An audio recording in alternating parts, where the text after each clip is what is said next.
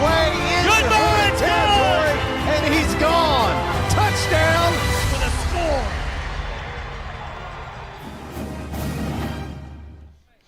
Good evening and welcome to Sam Parker Field for tonight's game between your Jacksonville Fighting Indians and the Mount Pleasant Tigers. Thank you for joining us on JISD Live and welcome to our countdown to kickoff brought to you by the South Jackson Dairy Queen. I'm Ryan Travis, joined by Matt Montgomery, Todd Travis, Lee Traylor, and James Traylor tonight. All of us very tight in the booth here in Mount Pleasant. Tonight is the final road game for the Tribe this season, and due to weather, we're playing a day earlier than expected. And Matt, sometimes change can be a good thing, and with the Indians still seeking their first win, maybe a Thursday night game is what they need to get a win. We'll take anything, whatever the doctor wants to order for that. And again, a lot of teams going to Thursday night, and I'm not sure the rain is actually going to hit tomorrow night like everybody's thinking, and it could change. I looked at the forecast, and it really wasn't supposed to hit till Saturday morning, but don't take a chance. A lot of teams trying to make a playoff run, and one of those teams is Mount Pleasant. You say, Mount Pleasant?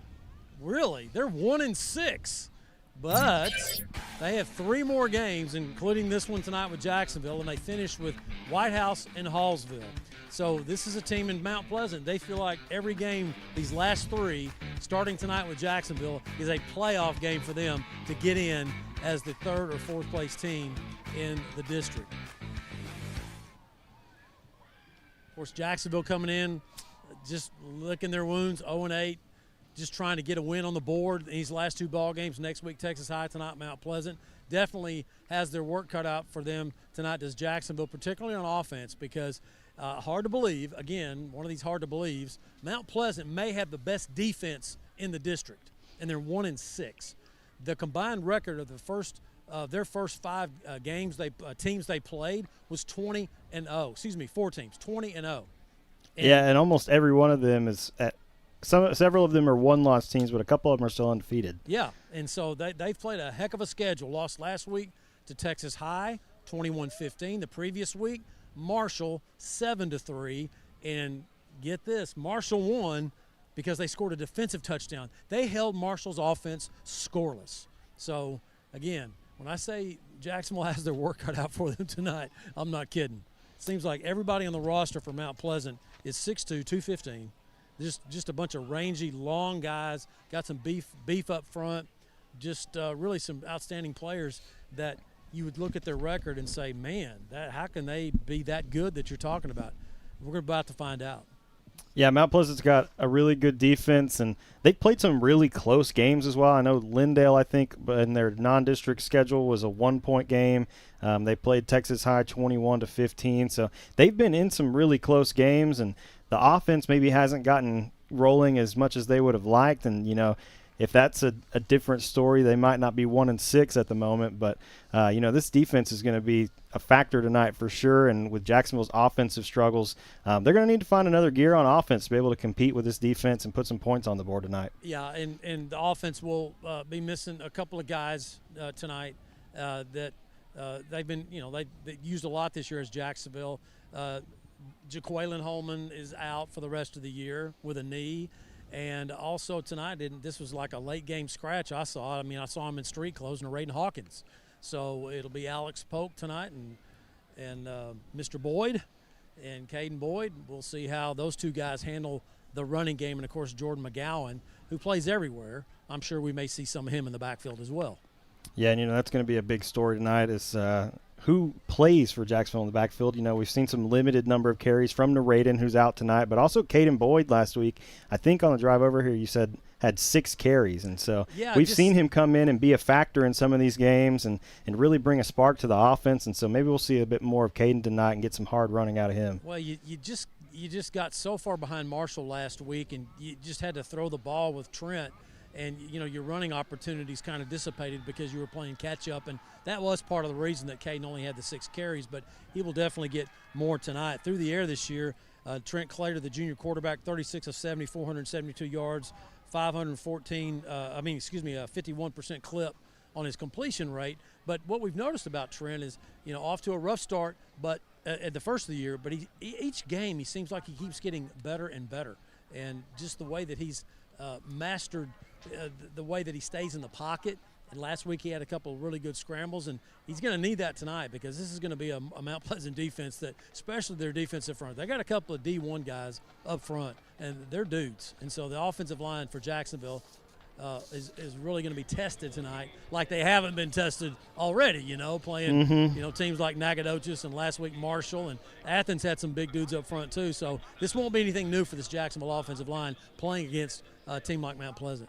Yeah, I mean, Mount Pleasant, it seems like, is always kind of sneaky good. It seems like there have been times where they've really been struggling and they'll show up and we're like, oh, yeah, we've got a really good shot of winning this one. And it's not close in the end, and that is a big credit to their defense. They've got a lot of size on defense, and it may not look at it like it is quite as good as it is when you look at some of the results that they've had this season. But, I mean, they've got some guys with some real size on their defensive line. They've also got some linebackers that are, 6 foot, almost 275, 300 pounds or something like that. And, they've got a lot of speed as well, and that seems to be something that Mount Pleasant always has on defense is a lot of speed. So we'll see what they roll out tonight. I know we didn't really have much luck finding any stats. So I do have some. I mean, you do have some. Well, I don't have. I mean, like not statistics like numbers wise, but I know who some of the dudes are. I mean, I mentioned Ashad Smith, the linebacker who was crowned homecoming king. Deuce Thompson, 6 foot, 180 pound senior. 2-time All-District, second-team All-State last year. He's committed to UTEP, and so he's a guy that Jacksonville's definitely going to have to contend with. But, it's not like Mount Pleasant. I'm not going to say they're like Jacksonville offensively, but they haven't put up a lot of points. Let me say that on the board. But, again, like you said, some of the teams have been playing. And for Jacksonville, they have to just do some of the little things. Don't get face mask penalties when you make a good play, okay? Catch the ball. How many drops did Jacksonville have last week and the previous week? Okay, don't get the 5-yard penalties where your wide receivers are jumping and the ball's not snapped yet. I mean, those are the little things that is really just put a crimp in Jacksonville getting any kind of continuity on offense. I mean, because the defense, as many points as they've given up now, we've talked about this before. I mean, your offense sometimes is like your defense. If you can control the football, get some first downs, let your defense get off the field. I just think sometimes Jacksonville defense is just tired. Absolutely. Yeah, I mean, in the takeaway department, Jacksonville's only -4.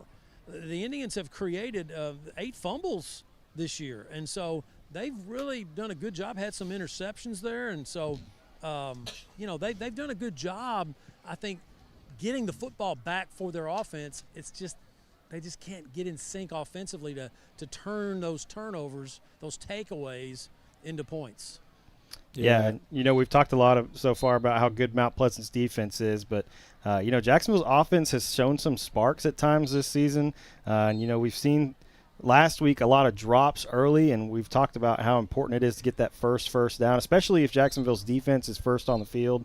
As, we've seen them defer if we win the coin toss several times, or Mount Pleasant may win and decide to receive. And so if the defense is out there first, it's imperative that you get that first down and give the defense some time to catch their breath, take a break, and get ready to go back out on the field. But just how important that is to sustain the drive as well. Usually if you can pick up the first one, you can maybe pick up another one and just kind of keep marching it down the field. And, that's really going to be the story tonight, I think, for Jacksonville, is to start off on a positive note and pick up a first down on their first possession and move the sticks and see if they can march the ball down the field and punch it in for a touchdown early. Yeah, and you kind of hinted at this earlier, Matt, but I think Trent improvising tonight is going to be a big part of any, sustained success that Jacksonville has on offense. He showed that that's part of his game last week, and as he's improved every single week, that's become more of a part of his game where he kind of breaks the pocket and stays behind the line of scrimmage and giving guys time to get open. And like you mentioned, scrambling. And tonight with this defensive line against Jacksonville's offense, I'm hopeful we can see some more out of that from Trent, and that can help keep the offense, in front of the sticks and moving the ball and picking up some first downs that otherwise maybe, you wouldn't get without that ability out of Trent. And that's the dilemma that you face offensively for Jacksonville with Mount Pleasant's defense. A lot of times when you have a strength, you go right at it, okay? You don't try to run away from it. You run right at it. I don't think you can do that tonight with this D-line. So do you move the pocket with Trent? Do you get him into the outside? Well, this goes back to what Ryan said. I'm not sure you're going to be able to do that either because of their speed. So to me, it's going to take a quick passing game, and it's going to also take somebody to get a good first block to get one of the running backs, either Polk or Boyd, to get them some space so they can get up the field and not get behind the chains, try to pick up 5 or 6 yards on first down, and as you said, get some first downs, get some confidence, get some mojo going, and because it just seems like each week, and particularly, I even hate to mention it, if there's some way we could get rid of the second quarter. Absolutely. I mean, it is the worst quarter for Jacksonville. Coach Stevenson even mentioned that in his post-game interview. It's terrible. I mean, what happens in the second quarter? I mean, it's been 7-0 the other team, 7-7 tie, just decent first quarter scores, and all of a sudden the dam breaks in quarter two. So, anyway. Well, there's no reason to curse. I mean, you ought to hear me when my mic's off. Oh, my gosh. Yeah, no, I think quick passing is definitely going to need to be the story for the Jacksonville offense tonight. And, one of those guys that is going to need to be a big part of that is our spotlight player of the game, Bubba Suarez-Mosley. Bubba is a junior wide receiver and defensive back for the Indians. He's been a big part of this Jacksonville team this season, and most notably had a huge touchdown catch and run at the end of the Athens game a few weeks ago. He's also the leading receiver for this Jacksonville offense, and he's a standout basketball player as well for the Indians. But before we make the switch to basketball, the Indians are going to need a big game from him tonight on the gridiron, so make sure to keep an eye out for number 2, Bubba Suarez-Mosley. He's a playmaker, leading receiver with 28 catches, 284 yards coming in to week 9 for Jacksonville, averaging 10 yards a catch. Had one for 70 against Athens for the score, and definitely a worthy guy of being the spotlight player of the week. Hey, our big guys out there tonight, Calvin Boyd, good to see him. He got stepped on last week. That was ugly, and he was going to try to play. And I'm glad to see him suited up. He looks like he's ready to go. Absolutely, and it was good to have Calvin back as well. Oh, yeah. All right, well, let's go ahead and send it over to hear from head coach Monte Stevenson on this week's Inside the Huddle, brought to you by All Smiles Dentistry.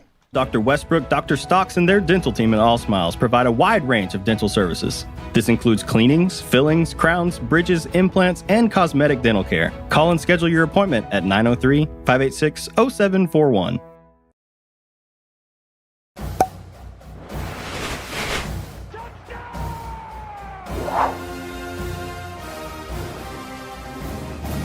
Welcome to Inside the Huddle. I'm Matt Montgomery, along with head football coach and athletic director Monte Stevenson. Fighting Indians played at home last week against Marshall. We're going to talk about that game, Coach, and we'll talk about tonight against Mount Pleasant. So Marshall came in, Coach. You knew what they had. You knew what they were going to do, and they're very strong. One good thing, that you contain the quarterback. I mean, he was the leading rusher.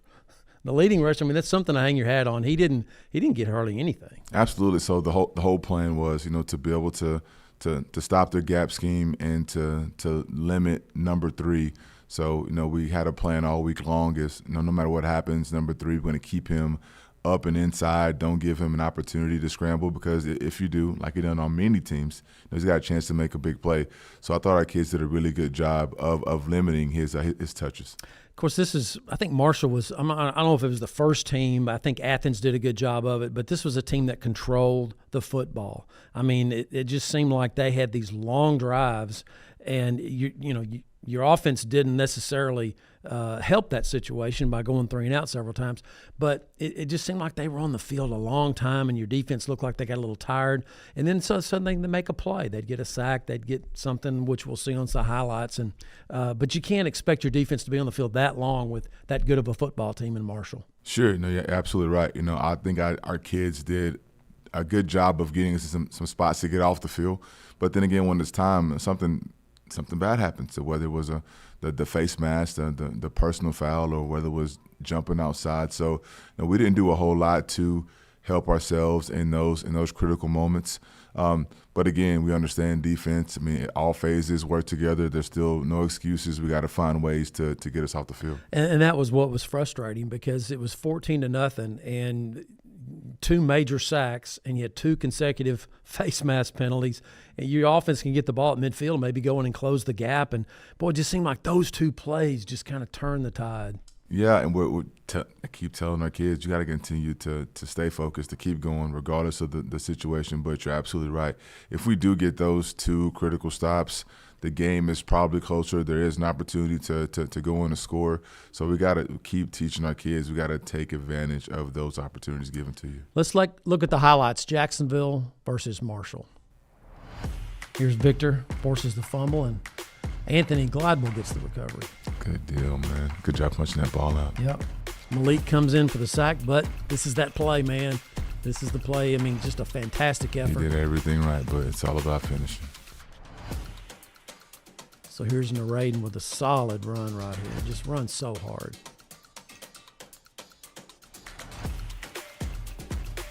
Here's Victor Chavez, big hit, gets the sack. Good move, good rush, Containing good that timing. number 3, right? Absolutely. And here's just a great scramble by Trent. Fights through tackles and gets 14 on this scramble. He's learning, growing. He's getting better week by week. And this is a heads-up play by Trent. This looks Pat Mahomes here. He just kind of scrambles around and flicks it. Just, boop, there you go.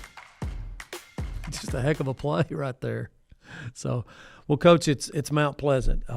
And what we know about Mount Pleasant is I think they started off 1-6, something like that. And this is a team that they've played some dudes. They played some really good teams, and this is a team that probably make the playoffs the way they've been playing. They still got some work to do, but it's a good football team, probably one of the better defenses that you're going to see this year. So, yeah, that number 1 that they have, I think it's safe to say he's probably the best defensive lineman in the district. I mean, he plays with a motor. He uses his hands well. He plays with leverage. So everything you want from a defensive lineman, that kid has it. And then surrounding him, you have kids that absolutely fly around to the football. They're very sound. They play their techniques well. So this would be a good test for us to see what we can do up front against the defensive line.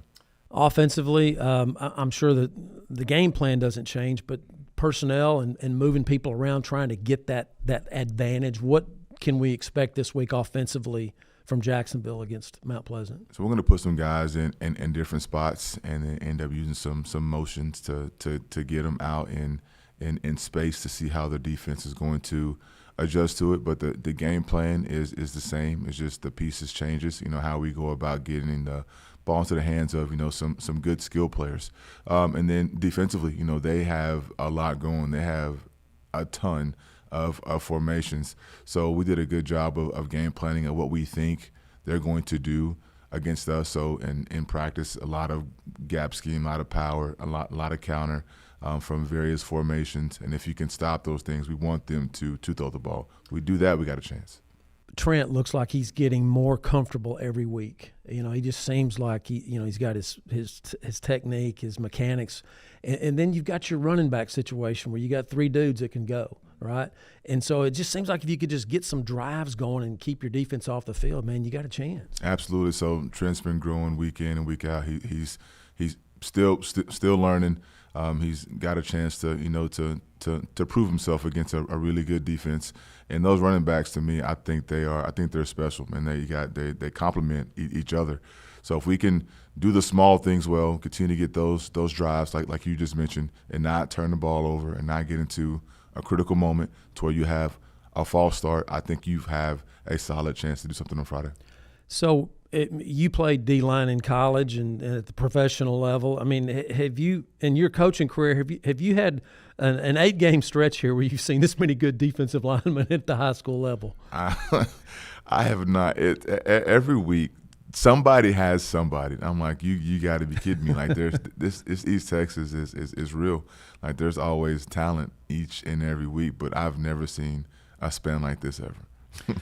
Coach, let's talk about the keys to the game for Jacksonville to get the win tonight against Mount Pleasant. So, defensively, it's continuing to be consistent about finding ways to create turnovers. We want to be able to stop the gap scheme, make these guys have to throw it. Offensively, being creative by how we get our skill guys in spots, managing the game, and then not having those critical moments give us penalties. And if we do that, we'll be fine. Last thing, Coach, as you go into these last 2 ball games right here, talk about Talk about the attitude of the team. Talk about the guys that are involved still. Because I'm seeing in practice, I'm seeing kids that are still bought in, coaches that are still coaching hard.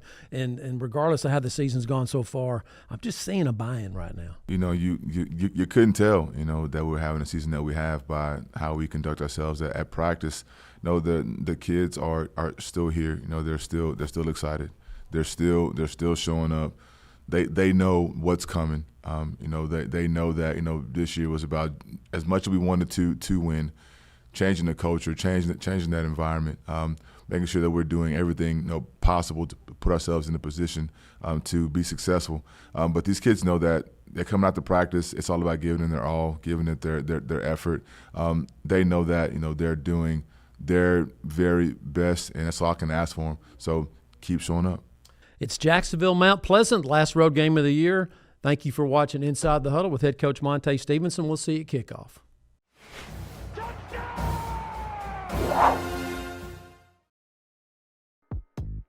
We'd like to say thank you to this week's team meal sponsor, JW's Barbecue. Thank you for your valued support of Jacksonville Athletics. At the South Jackson Dairy Queen, every day is a treat. Cool off in your favorite blizzard, celebrate big with our famous ice cream cakes, and stop in to see the friendly staff who make every visit special. Dairy Queen, where happy tastes good. Life insurance that meets your needs now for when they need it most. With help from your State Farm agent. Call State Farm agent Jeremy Harmel in Jacksonville today. Like a good neighbor, State Farm is there. Get a quote today. Since 1953, Hubert Glass Oil has been servicing the Texas market with the finest quality fuels and lubricants. Each batch is crafted with precision and quality tested by our in-house lab. Whether you're on the road, on the farm, or on the job, we have the right product for your needs. This glorious Whataburger is yours. A few minutes ago, it didn't even exist. Why? Because every Whataburger is 100% fresh beef and made to order. That means we didn't start cooking it until this exact moment, right here, when you ordered it into existence. Whataburger, just like you like it. I'm Matt Montgomery. For over 40 years, my business has helped people manage their money and organize their financial life. I'm a registered investment advisor with the state of Texas and chartered financial consultant. Whether you need portfolio management or comprehensive financial planning, I can help you. Call me for a free consultation. Ready to hit the road in a brand new Ford? From dependable trucks to family-friendly SUVs, we've got the right ride for every road ahead. Drive home today with unbeatable savings and award-winning service, only at EAG Ford Jacksonville, your hometown Ford dealer. Tonight's game statistics are sponsored by Randy Gorham, CPA. Randy Gorham, CPA, the source for your accounting and income tax needs since 1984. Since 2004, Legends Old Time Burger Cafe has been the home of Jacksonville's best old-fashioned hamburgers. Hand-battered chicken strips, chicken fried steak, fries, and onion rings are the best around. Legends, home of Jacksonville's best old-fashioned hamburger. When we say we're with you, we mean we're with you for all of it. For the first steps, your third act, for the little wonders and big changes. We're with you for what if, and for making the what if happen. At Austin Bank, we help you up when you fall, cheer you on when you succeed, and stand with you for the rest. Austin Bank, with you for good.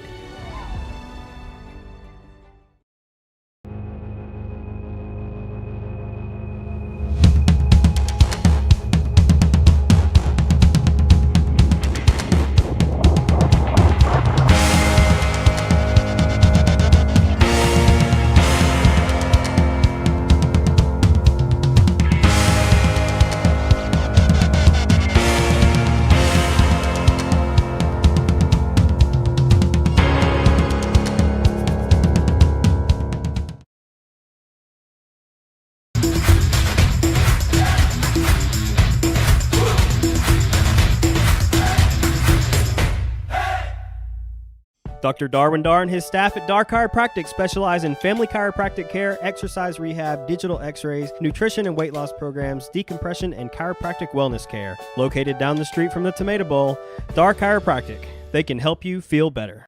Dr. Westbrook, Dr. Stocks, and their dental team at All Smiles provide a wide range of dental services. This includes cleanings, fillings, crowns, bridges, implants, and cosmetic dental care. Call and schedule your appointment at 903-586-0741.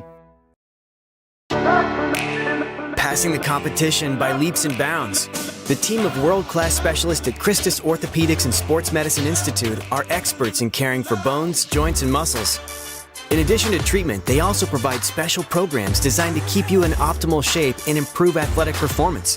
So whether you're a student athlete or a weekend warrior, they'll keep you at the top of your game. Christus Orthopedics and Sports Medicine Institute, taking orthopedic care a step further. Since 2004, Legends Old Time Burger Cafe has been the home of Jacksonville's best old-fashioned hamburgers. Hand-battered chicken strips, chicken fried steak, fries, and onion rings are the best around. Legends, home of Jacksonville's best old-fashioned hamburger. Welcome back to Sam Parker Field.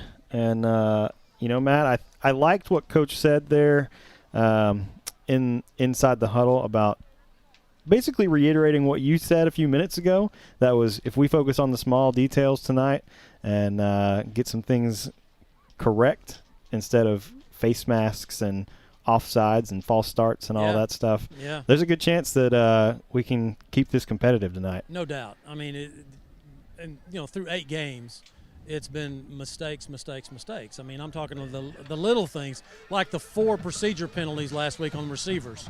It just shouldn't happen. Jumping off sides on a hard count, face mask penalties, dropped snaps, bad snaps.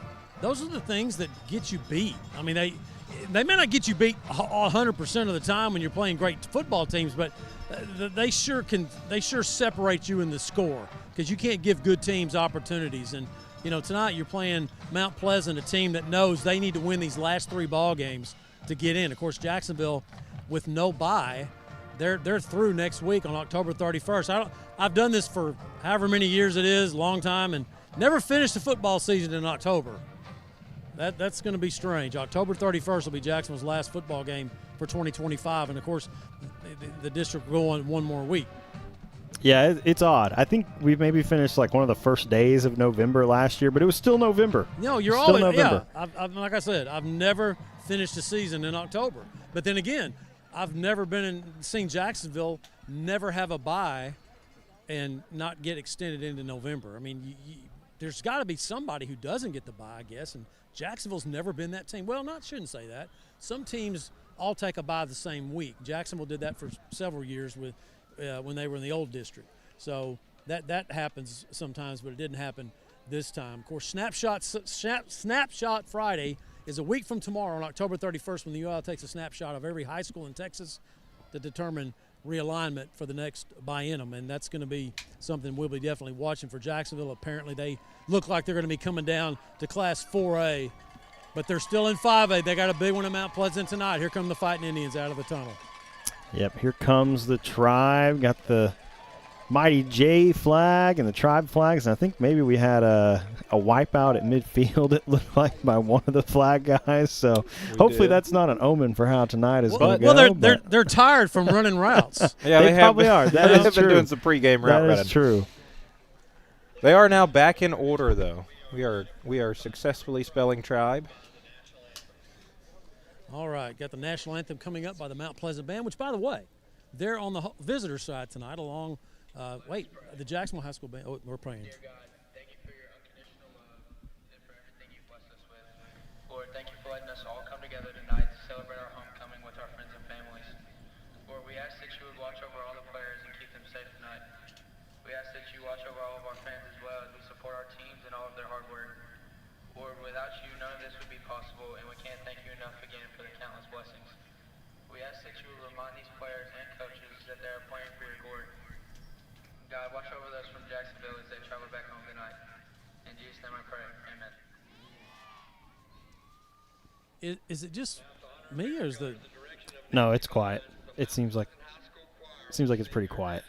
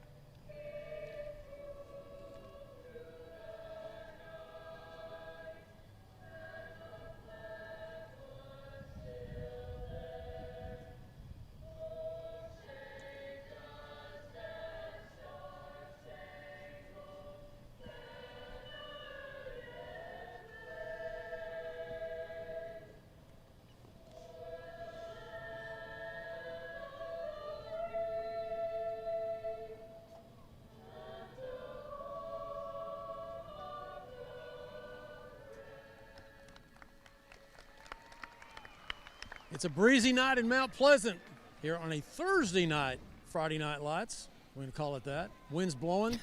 A Thursday night, Friday night lights. Yes. Now listen, I love it. Thursday night, Friday Night Lights. I just came up with that. So, what am I missing? Where's the Jacksonville band? Are they not coming tonight? I don't know. Maybe they're en route on the 2-hour drive. Maybe so. I would just like to point out we haven't kicked off yet, and we've already got our Matt Montgomeryism of the evening. The Thursday night, Friday Night Lights. That's what this is. That's fantastic. There we go. Captain's now meeting at midfield, and we'll find out when you guys find out. I'm talking about our viewers. I saw him talking to both head coaches before the game. Not sure if that's when they were doing the flipping or they were both trying to get a call before the game.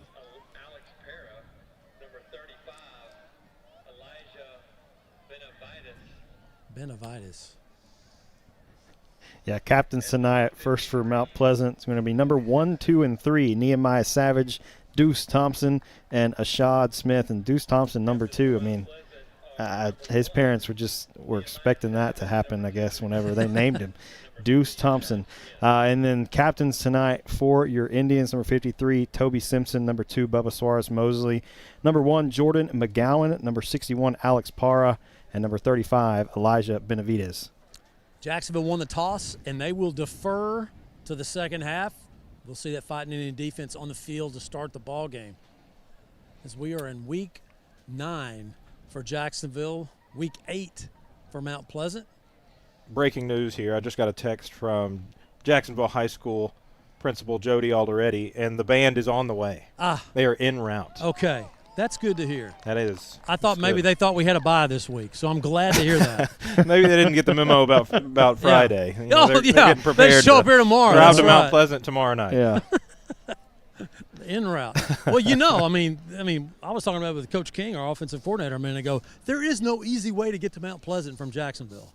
I mean, we went through like 17 small towns. We did. I mean, we yes, were going. we did. And by the way, we're not going back that way. We're going back 271. I'm not hitting a deer. Oh, okay. Yeah. I mean, that's fine. Yeah. Listen, if you hit a Whatever deer on you wanna 271 on the way home. Well, you could do that. You could do that. Deer famously avoid 271. Yeah. But at least we got a chance because it's a bigger road. It's true. Good luck, Coach. Have a good one.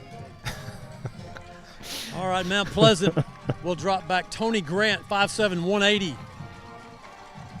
I'm surprised they didn't throw that little fish back. He's not 6'2", 210, but he can scoot. I was watching him in warm-ups. Number 12 is Adam King for Mount Pleasant. Jacksonville going to tee it up.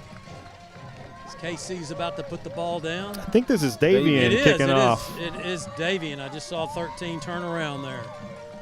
I mean, what kind of luxury is it now when you've got 2 kickers on your roster? Everybody has 2 kickers, maybe 3. It seems that way, Yeah, I think that's the impact of soccer.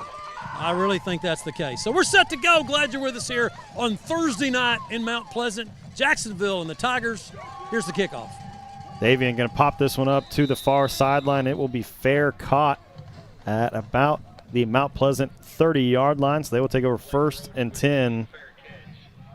Looks like they're going to mark him at the 29. So it'll be 1st and 10 from their own 29-yard line. So Mount Pleasant scored 27 points their first game, second game 27, third game they scored 14, and it's gone down from there. They you haven't put up as many points later in the season as they did early, and those early losses were to undefeated teams, and they were able to score well on them. So their offense has slowed down just a little bit, but they're still a salty bunch. Carter Cook is your quarterback from Mount Pleasant as the Tigers will start this first drive on their own 27.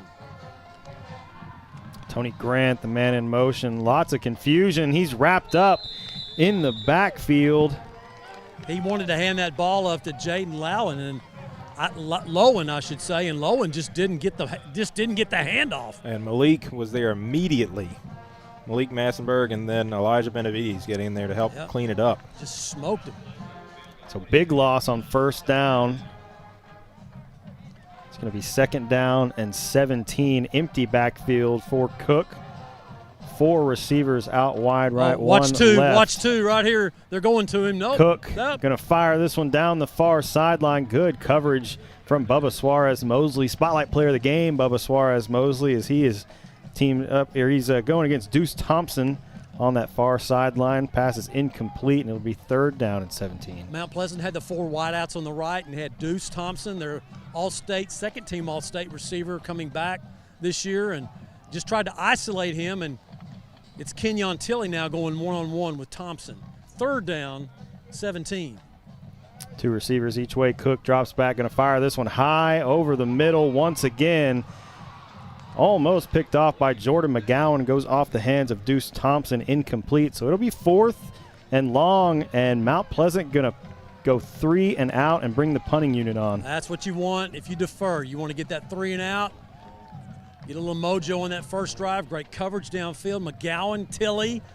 I don't think Carter Cook helped his receiver Thompson out too well right there. The ball just kind of hung up there like a punt, and that enabled Jordan to get over and knock it away, and Jordan will drop back for Jacksonville about midfield. So Jacksonville hopefully will, with any kind of return, will get some good field position here. Yeah, this is number 13, Gerardo Chavez, in to punt this one away. Pretty good punt.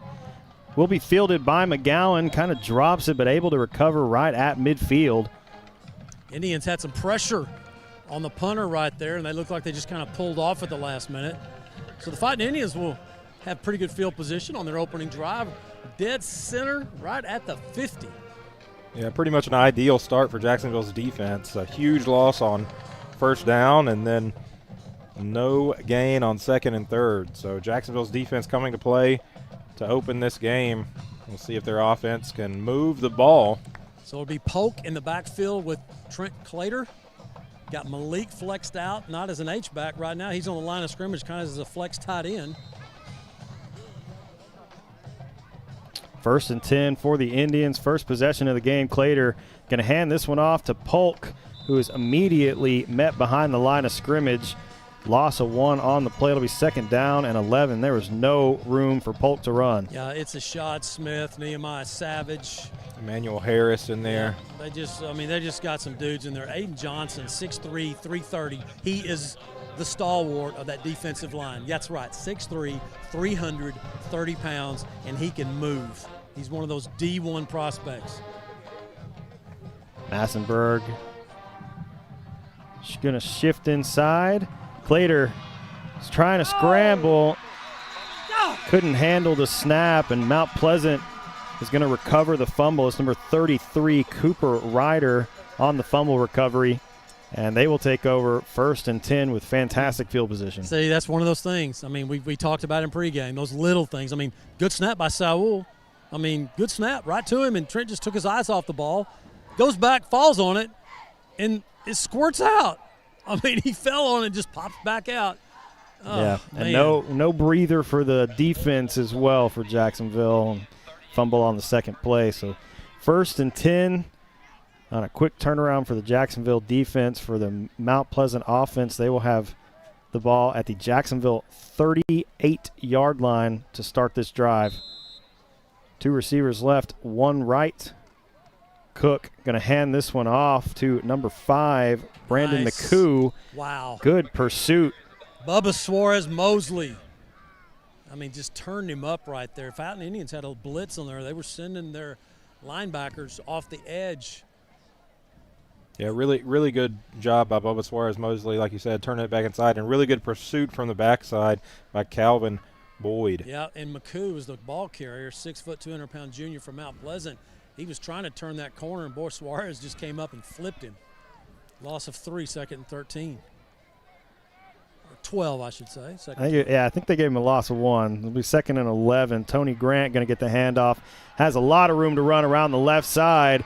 Grant inside the 10, makes a cut to the end zone, and he will score. It's coming back. It is a flag. Yeah, it was a clear hold. I mean, that's why he was able to turn that edge right there, because not sure who got held for Jacksonville, but whoever it was, it will come back because he was going to make the tackle, clearly. I mean, it was like turning the edge, and now Monte Stevenson out there coaching up his secondary, Jordan McGowan. there was something he saw, Coach Stevenson, that Mount Pleasant did that maybe they didn't see that in practice, maybe they didn't see it in the film, but he was coaching them up there. So it'll be from the spot. Officials now will spot the ball at the 28 of Jacksonville. It'll be a first down. Take the touchdown off the board on the hold.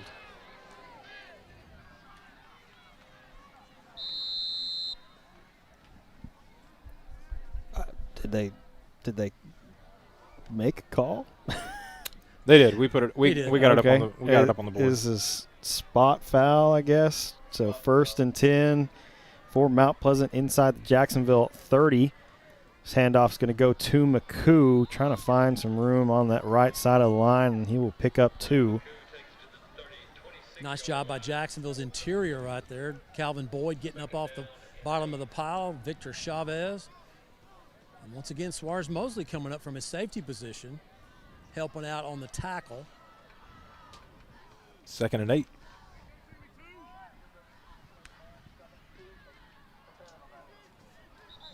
Oh, we may have a penalty on Mount Pleasant here for procedure. It looks like 7 reacted. Landon Cheatham stood up after Victor Chavez got into the neutral zone, but then reset before the snap. Well, So I like the way that Cheatham kind of stood up and looked in the backfield like, hey, I'm supposed to do this. I really didn't jump, but I don't know if the officials saw it that way. So, wait a minute, what are they calling here? I think they're calling encroachment. Oh, they're all going to call it, yeah. Oh, well, how about that? I guess Cheatham did sell it well for Mount Pleasant. But Jacksonville did jump. I mean, Chavez jumped off sides. He jumped to the neutral zone. So that's going to make it 2nd and 3 now. Pushes this ball to the Jacksonville 21-yard line. Tony Grant in the backfield with Carter Cook. Cook going to hand this one off to Grant around the right side, tripped up, and gets near first down yardage. It'll be 3rd down and 1. Boy, good play by Jacksonville, stringing that out. Can't say enough about the secondary for Jacksonville. That time Jordan McGowan coming up from his other safety position. The twins back there, Suarez Mosley and McGowan, they have both really come up quickly, if you will, from the secondary to help on these tackles and actually make some tackles. 3rd and 1 here for the Tigers. So Haddon Hicks will check in defensively for Jacksonville at one of the outside linebackers for the Fighting Indians on 3rd down and very short. One receiver each way. Grant in the backfield with Cook. Cook going to hand this one off to Grant. Has a big hole. Big burst from him. Gets inside the Jacksonville 10. They're going to mark him at the 9. And it will be 1st and goal for the Tigers. Well, Grant is 5'7", 180, low to the ground, gets behind his offensive line. An offensive line, by the way, that really matches up well for Jacksonville. It's not those massive 300-pounders that they've seen the last 3 weeks. They look like they're about the same size out there, but now the officials have stopped playing. Kind of talking to both teams here. Not sure some of the chippiness that may have started already with 8:05 remaining in the first. It's kind of early for all that stuff, fellas. Late substitution for Jacksonville as Mekhi Spencer, the sophomore, will check in. 1st down and goal. Cook going to fake the handoff. Flips this one out for number 7, Landon Cheatham, and he will go in for the touchdown.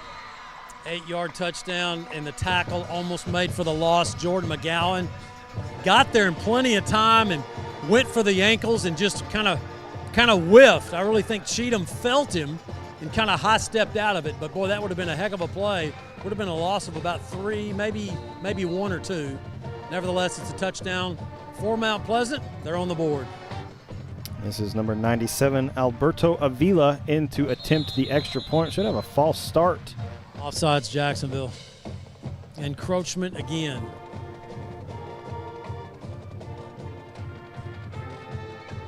That should be half the distance to the goal, I would think. So I think Mount Pleasant is probably going to go for 2. Yep, they are. Sending their offense back in. Here comes Carter Cook. Why not? That's usually the call that happens when you have a half the distance to the goal on an extra point as they say, hey, now let's go ahead and send the offense in, see if we can knock it in for 2. The official just stopped play to allow Jacksonville to substitute, but Monte Stevenson did not send anybody different in, so here they are going for the 2. Cook going to keep it himself, goes up the middle, untouched, and Mount Pleasant takes an 8-0 lead with 7:53 left in the first quarter. We'll take a short break and come right back. This is Fighting Indian Football on JISD Live.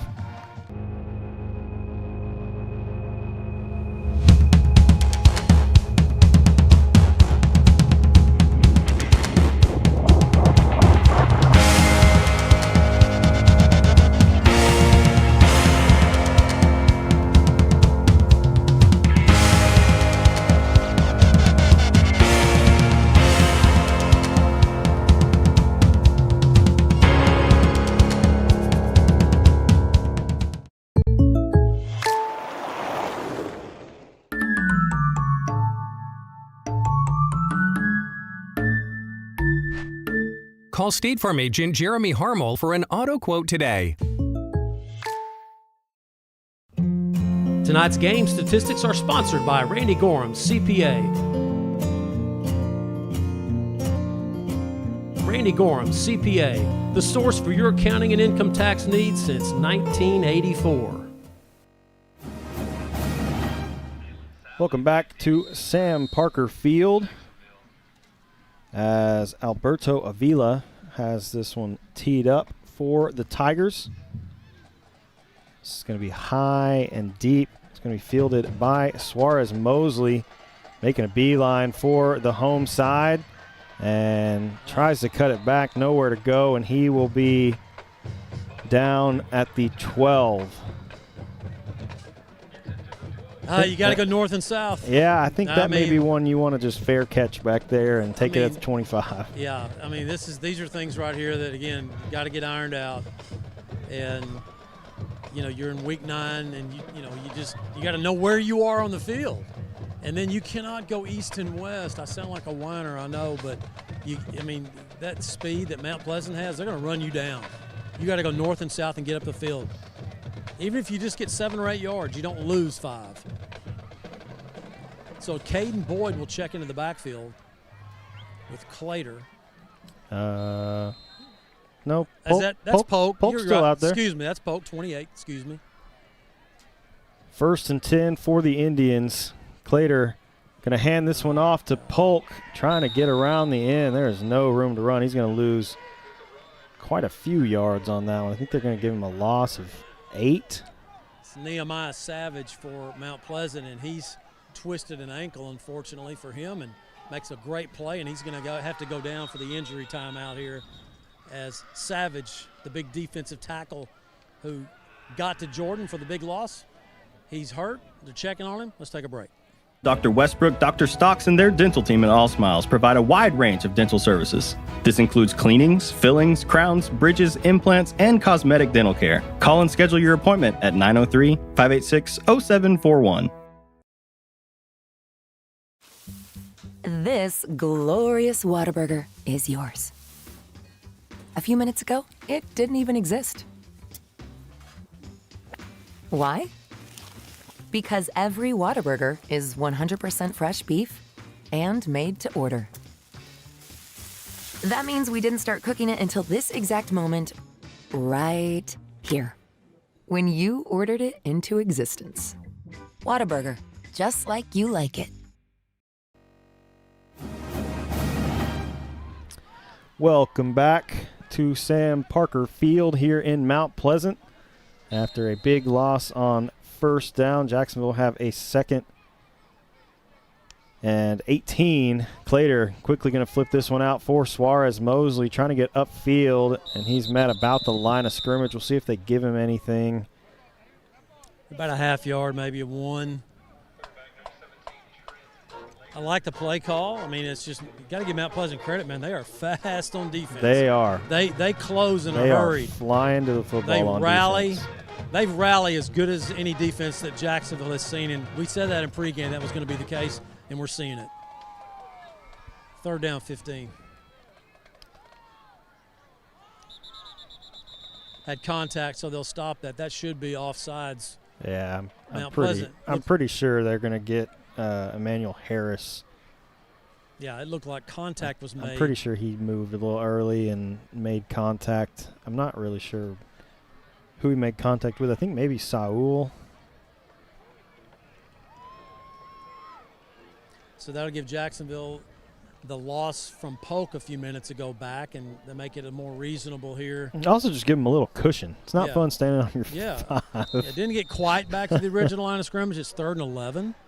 As Caden 3rd Boyd, and 11 is better than 3rd and 16. and especially inside your 5 or 7. It is Caden Boyd now in the backfield for Jacksonville. 2 receivers left, 1 right on 3rd down for the Indians.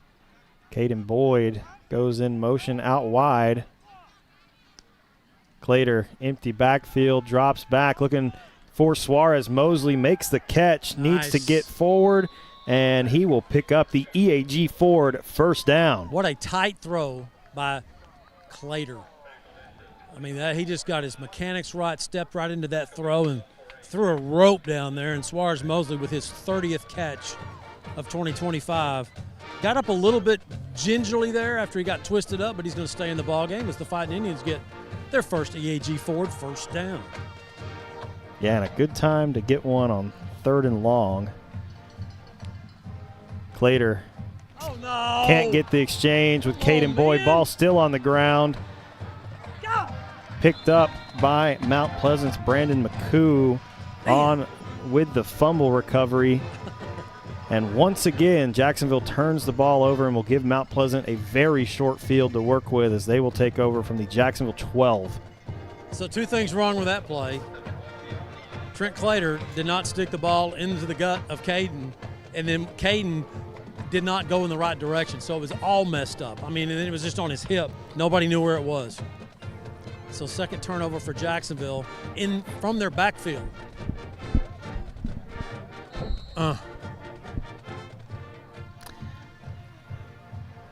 Details going to be the story of this first quarter so far tonight. Mount Pleasant takes over with great field position. Cook going to get this one to Deuce Thompson on the end around, and he will go in for the score. All right, there's a flag that comes in late, but I'm pretty sure the touchdown will stand. Just a toss pitch, bringing Deuce Thompson around, and 2-time all-district player from the last couple of years as a sophomore and a junior, now a senior, going to UTEP, scores from 12.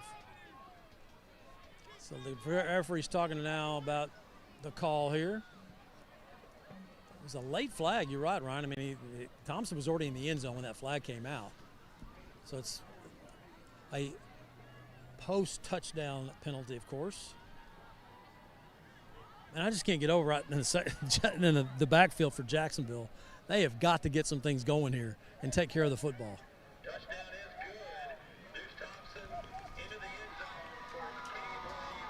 They're going to offset those. Whatever happened, they're going to call them both teams. My favorite call, the offsetting personal foul.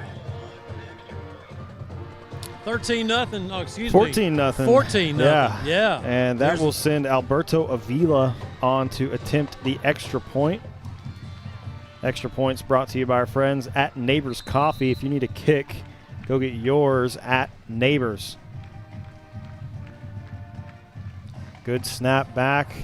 And the extra point from Avila is up and good. Makes this a 15-0 game with 5:40 remaining in the first quarter. We'll take a short break and come right back. This is Fighting Indian Football on JISD Live.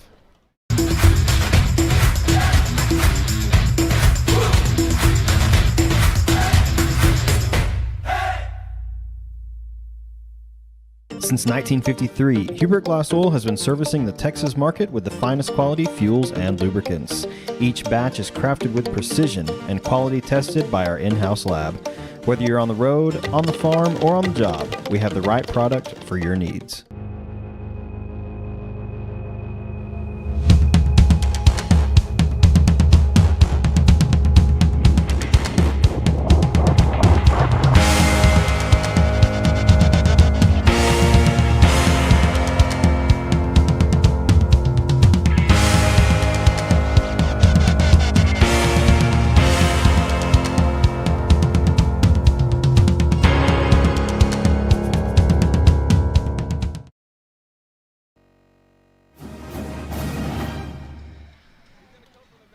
Welcome back to Mount Pleasant. Alberto Avila has this one teed up to kick away for the Tigers, as they have taken a 15-0 lead with 5:40 remaining in the first quarter.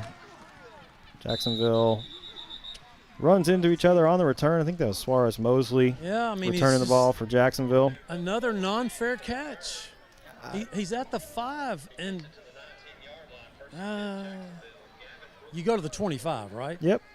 I mean, yeah. I mean, that's. Why are you not fair catching that? Yeah. The high kickoff. It's in the air for so long. You're better off, I feel like. Yeah. Fair catching it and taking the ball 25. And I'm gonna tell you, these guys for Mount Pleasant, they're tracksters. They can go. Yeah, they are. I mean, when they're the ball, flying down that field when on he kickoff. when he caught the football at the 5, there was 2 Mount Pleasant guys at the 20 to 22 yard line already. Yeah, they didn't give you much time to. So Jacksonville's going to bring in Jordan McGowan at quarterback here in the Wildcat formation. Nehemiah Savage back in the game for Mount Pleasant after getting looked at on the table. And to his credit, he really campaigned here on the sideline to go back into the game. McGowan on first down, going to pick up a good chunk of yardage, move it out near the first down marker. I think it's going to be 2nd down and 1 after the spot, but a great play from Jordan McGowan on first down. Yeah, great way, good decision going back to the other side. The defense kind of caved in where he wanted to go in the A gap or the 2 gap, and he went around the other side. Picks up a nice gain of 8, almost 9. The band has arrived in the visitor parking lot. McGowan trying to go up the middle once again. They're going to mark him just past. It'll be another EAG Ford first down for the Indians. I mean, I like the decision here to change and try to get something going. Your offense is, you turn the ball over twice already on your first 2 drives. I like the McGowan call, putting him in. Just try to get some kind of spark, something different.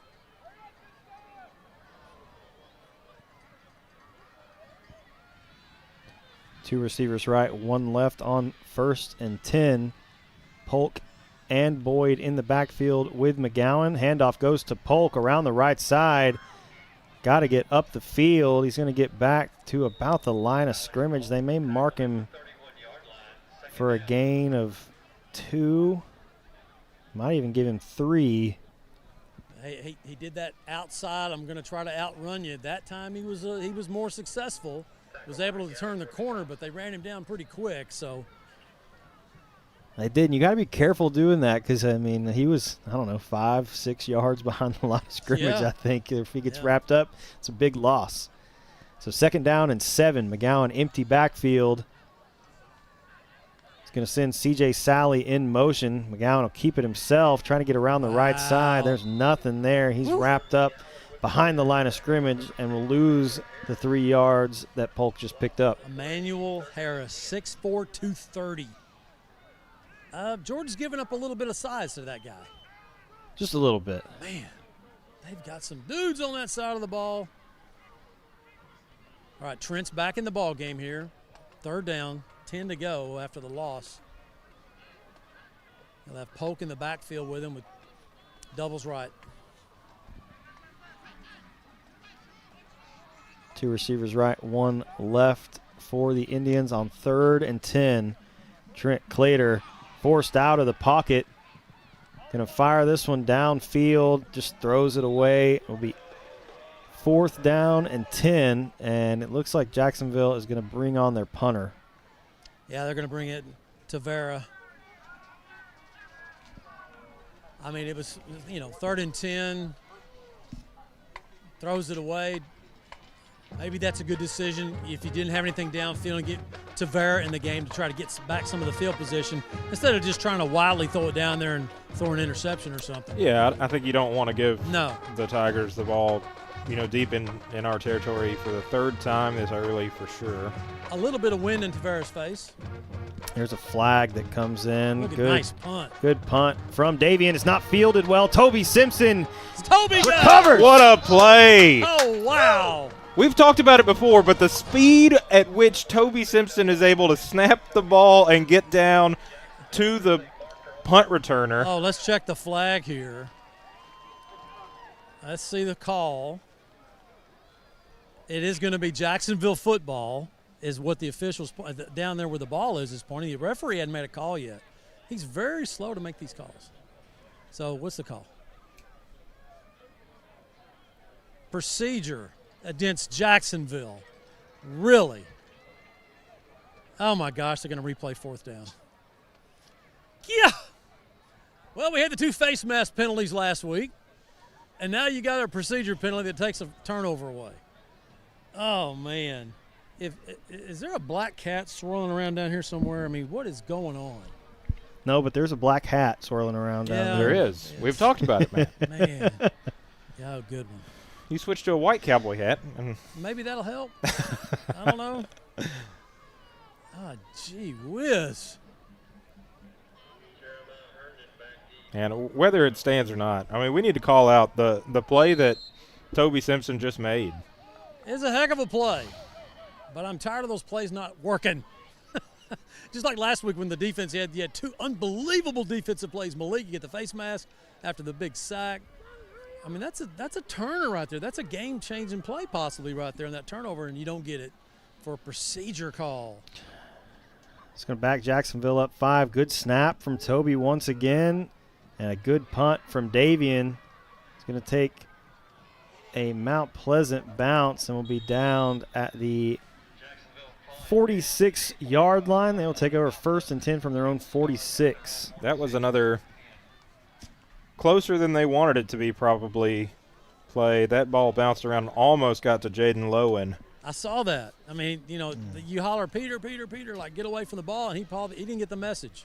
I know it didn't count, but can we take another look at Toby's recovery? Let's do it. I mean, let's just highlight something positive here. Yes. This is a fantastic effort from Toby Simpson getting down the field, and what a great slide from him there at the end, too. And he held the ball up Absolutely. like a stud. I'm just still held it up. So impressed with the consistency with which he is the first person down there immediately. Yeah.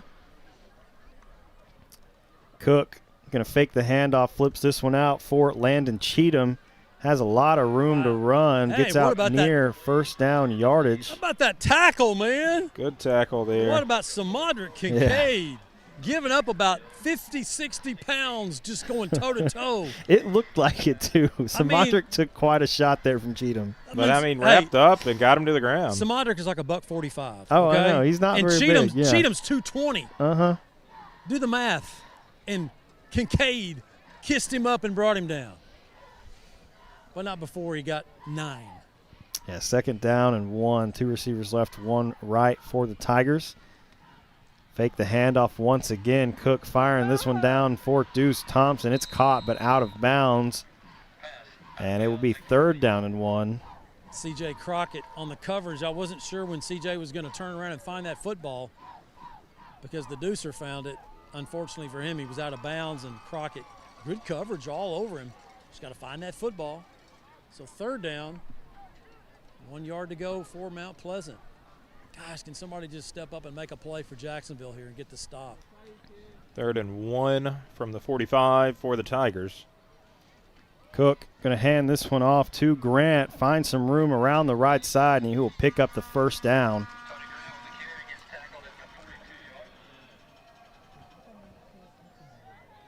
Yeah, not a bad defensive play there from Jacksonville. 2 guys there, Harrison Penn and Bubba Suarez Mosley, both get out there and get the tackle, but just past the stick, so 1st and 10 for Mount Pleasant from the 42-yard line.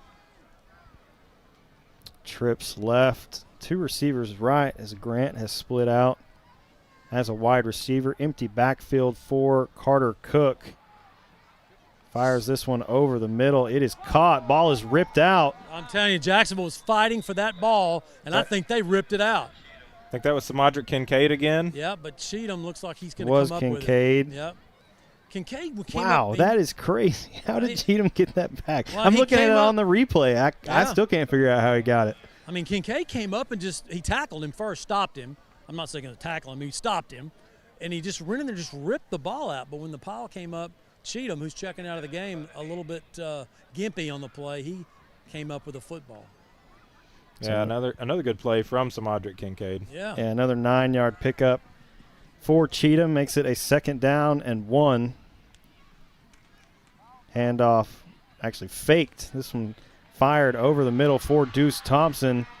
Picks up a big 1st down and pushes this ball out inside the Jacksonville 20 to the 16. Well, Thompson not only had to get away from the initial tackle, but the umpire was in his way. I mean, if that umpire doesn't kind of impede him a little bit, he may score. So a little bit of break for Jacksonville from the referee there. Referee going to let the clock run out as Mount Pleasant, I think, decided they want to take this to the 2nd quarter. So we'll go ahead and take a short break while they swap ends, and we will be right back.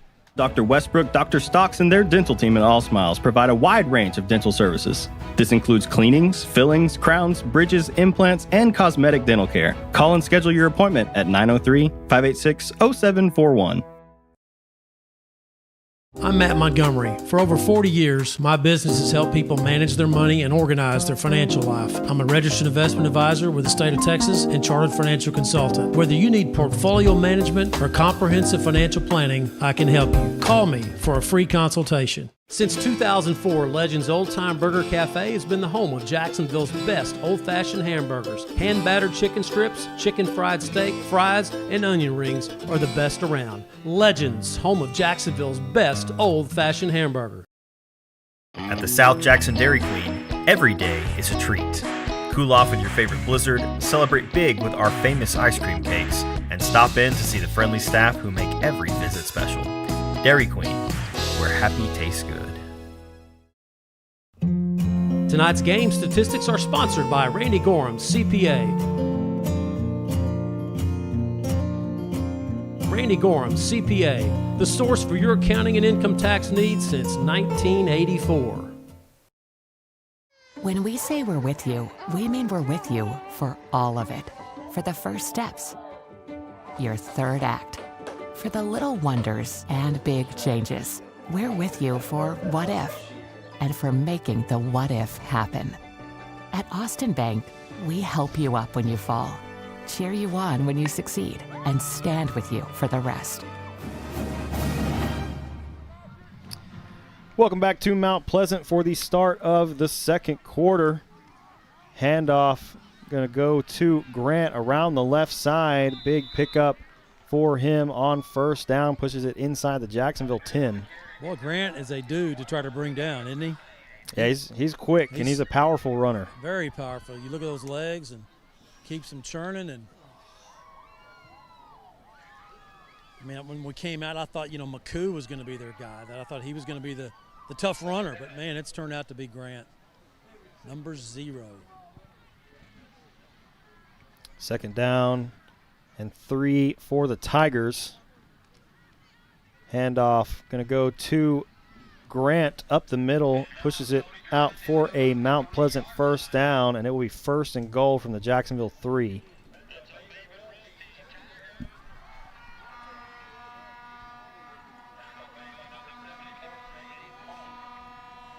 Mount Pleasant up 15-0, knocking on the door again as we are in the 1st minute of this 2nd quarter,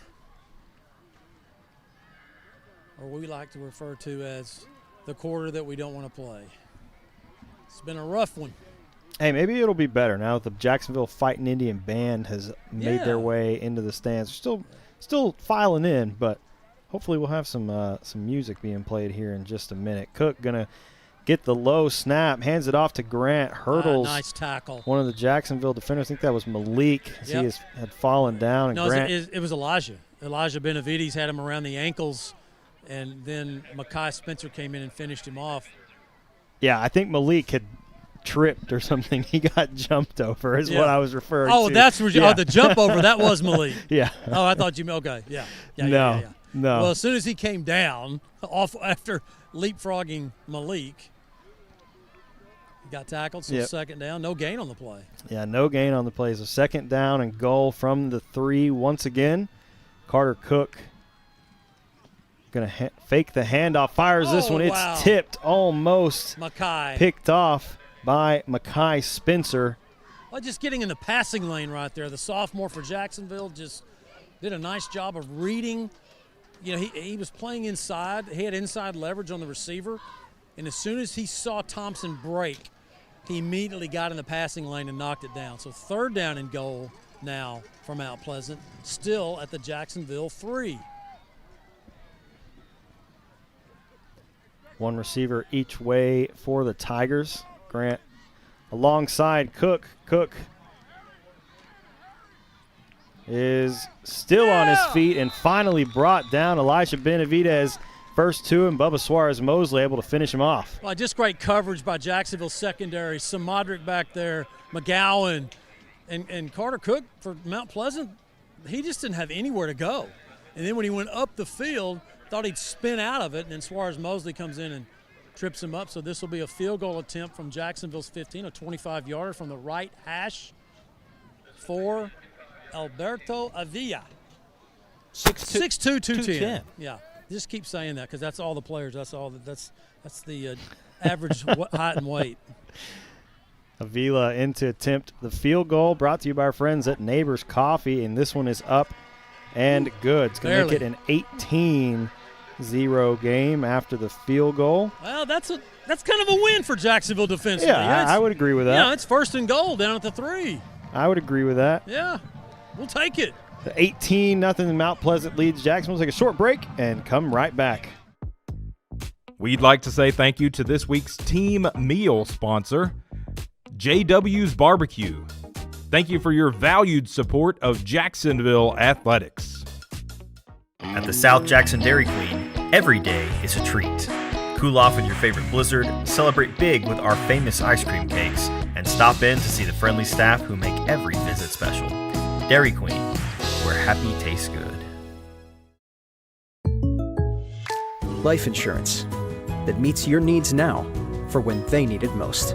With help from your State Farm agent. Call State Farm agent Jeremy Harmel in Jacksonville today. Like a good neighbor, State Farm is there. Get a quote today. Since 1953, Hubert Glass Oil has been servicing the Texas market with the finest quality fuels and lubricants. Each batch is crafted with precision and quality tested by our in-house lab. Whether you're on the road, on the farm, or on the job, we have the right product for your needs. This glorious Whataburger is yours. A few minutes ago, it didn't even exist. Why? Because every Whataburger is 100% fresh beef and made to order. That means we didn't start cooking it until this. Welcome back to Sam Parker Field. Alberto Avila has this one teed up to kick away. Another high kick from Avila, going to be fielded by Suarez-Mosley at the 10 and fair caught. Wow, look at that. How about that? maybe that little conversation with Chris helped. Chris Carpenter, I'm talking about, one of Jacksonville's coaches now. He may have been thinking about the same thing. So yeah, of course, Chris Carpenter, one of the great receivers in Jacksonville history, and had a great kick returner too. Oh my goodness! Kick returner. Yeah. Still has the record here and at UTSA, I think, both. No, right? Doesn't have it here. Jermaine Taylor broke it. Sure. Jermaine did break it. Jermaine had 107 yards. And remember, the greatest thing about that return was I'm in the background saying, no, don't. That's the Jermaine Taylor, Matt Montgomery. Jermaine, no. I Jermaine, said, yes. Kickoff return. Don't run it out. Don't. And he goes 107. So first and 10 for the Indians. 9:01 remaining here in the second quarter. Handoff goes to Polk. Up the middle. Strong run from Alex Polk. Going to pick up 8. It's amazing what happens when you go north and south. And he's really good at just kind of running through the trash, of jumping through. Yes. And just making space where there's none. Yeah, well said. I mean, that run was definitely an example of it. He kind of has a high step run to him in traffic, and like you said, gets over the trash and just went right at the teeth of the defense and picks up a nice gain. What is that, 8? Yep, 8. It's going to be second down and 2. 2 receivers each way for the Indians. Handoff's going to go to Polk once again. He's got to be able to go north and south here. And can't bounce it, big man. Gain Alex Polk just had is going to get backed up, and it will be 3rd down and 7. Well, I mean, when there's nothing there, you got to make yourself really small, if you know what I mean. Make yourself small and try to find that crease and get in. And maybe you get back to the line of scrimmage, maybe you lose 1, but you don't lose 6 or 7. Just go north and south. 3rd down and 7. 2 receivers right, 1 left. Clater fires this one for Suarez Mosley. Spotlight player of the game, Bubba Suarez Mosley, has made himself known so far tonight on offense. I think that's 3 or 4 catches for him in the first half. Great throw. Nice throw by Trent, and they're going for it right here, 4th down. Jacksonville. They're going to tush push here. Jacksonville keeps their offense on the field, 4th down and 2. Now they're going to call timeout. Jacksonville's going to just try to get the penalty, draw them offsides. Didn't happen. Nacogdoches held their water. Fighting Indians call timeout. Nacogdoches, wow, that's incredible. I mean, Nacogdoches. That black threw me, man. It's not Nacogdoches. We are in Mount Pleasant. I am not brain dead. The black and gold. I'm not brain dead, I promise. We'll take a short break and come right back. Ready to hit the road in a brand new Ford? From dependable trucks to family-friendly SUVs, we've got the right ride for every road ahead. Drive home today with unbeatable savings and award-winning service, only at EAG Ford Jacksonville, your hometown Ford dealer. Tonight's game statistics are sponsored by Randy Gorham, CPA.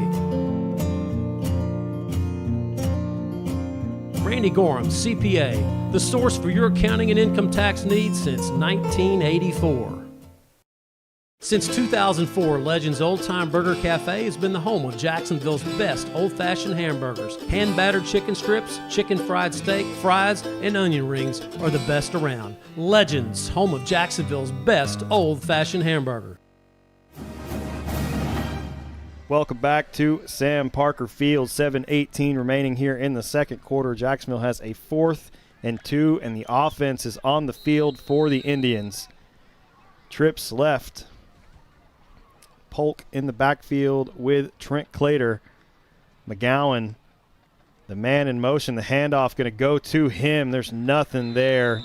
That play read very well by the Mount Pleasant defense. Loss of 2 and turnover on downs.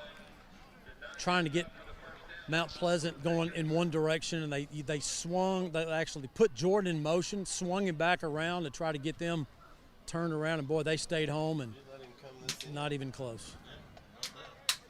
So Mount Pleasant with great field position on the 4th down stoppage. They'll have the ball at the Jacksonville 31.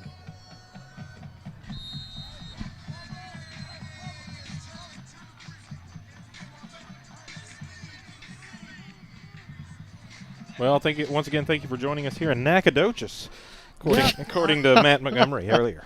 Oh, my gosh. I felt like we went south, but we actually went north, didn't I got you. You're right, yes. Yeah, we went north. Very similar color schemes. 1st and 10 for Mount Pleasant. Handoff is going to go to McCoo, who's still fighting for some yards. Bounced off a couple tackles and will finally be dropped behind the line of scrimmage. It's going to be a loss of 3. It'll be 2nd down and 13. Tell you, this number 55 on the offensive line for Mount Pleasant, Corbin Craig, the guy with 2 first names. Man, he is a beast. 6 foot, 240. I've seen him pancake. He's got at least 4 pancakes in this first half, driving Jacksonville down and just pancaking them. He's a physical player on that offensive line for Mount Pleasant. 2nd and 13. Big loss. 2 receivers left, 1 right. Cook going to hand this one off to McCoo. Good burst from him. Pushes this out to the Jacksonville 25, and it will be 3rd down and 4.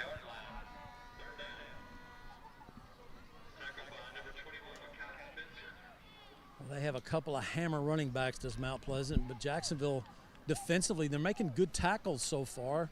Had a couple of rough ones in the first quarter. But I like the way the Fighting Indians are wrapping up with these physical Tiger running backs.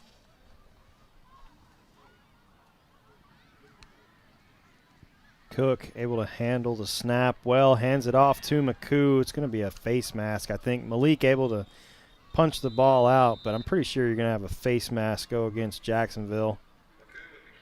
Malik's saying, I got the football. I think he was the one that grabbed the face mask, though, is the problem. So I'm pretty sure that's going to go against Jacksonville for a face mask, and it'll push the ball inside the red zone.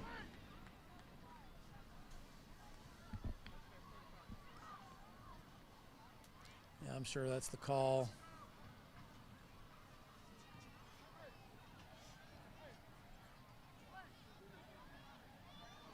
Yeah. Yep, personal foul, face mask, 15-yard penalty. Well, unless they do half the distance to the goal. No, it is 15, so it'll be 1st and 10 from the, or I guess 1st and goal from the Jacksonville 10-yard line after the penalty. 5:42 remaining in the first half. This Mount Pleasant trying to tack on another score here before the half. Handoff goes to Grant. Nice tackle. Met about the line of scrimmage. Very well covered there by the Jacksonville defense. Zayden Paulk, the big sophomore, just wrapped Tony Grant up around the legs and just kind of pulled his knees together, and then he got some help from Malik and Elijah. Again, impressed with the tackling. Jacksonville, I mean, I know they're down 18-0, but you're seeing improvement. You just got to keep your hands off the face mask. That would help. 2nd and goal from the Jacksonville 9. Cook going to hand this one off to Grant. Has a good burst, gets it out to the 5. Great effort by Paulk right there. You see him in the backfield coming to the line of scrimmage. He almost got to Grant. Just shot the gap. Paulk, the sophomore. Yeah, I think that was Alex Polk on the tackle. So 3rd down at the Jacksonville 5-yard line. Yep. Remember, this is where Jacksonville forced a field goal a moment ago. See if they can keep him out of the end zone here and force another one. Grant in the backfield with Carter Cook. Cook gets the snap, fires this one to the end zone, and it is caught. It's going to be Emmanuel Harris, big tight end for the Tigers on the touchdown catch. So Harris, about 6'4", going against the 5'7" C.J. Crockett. Guess who's going to win that battle? Yeah, not bad coverage from Crockett. No, I mean, it's just a height disadvantage. I mean, it's physics. We are going to have a flag on the celebration as well. Yeah, he kind of turned around there at CJ. Making him for taunting, possibly. I mean, that's what I would think the flag is probably for. He's got his paper out and he's writing something down. That's typically a personal foul because they're writing down the number. I think it's going to be a taunting penalty from what it looked like after the play.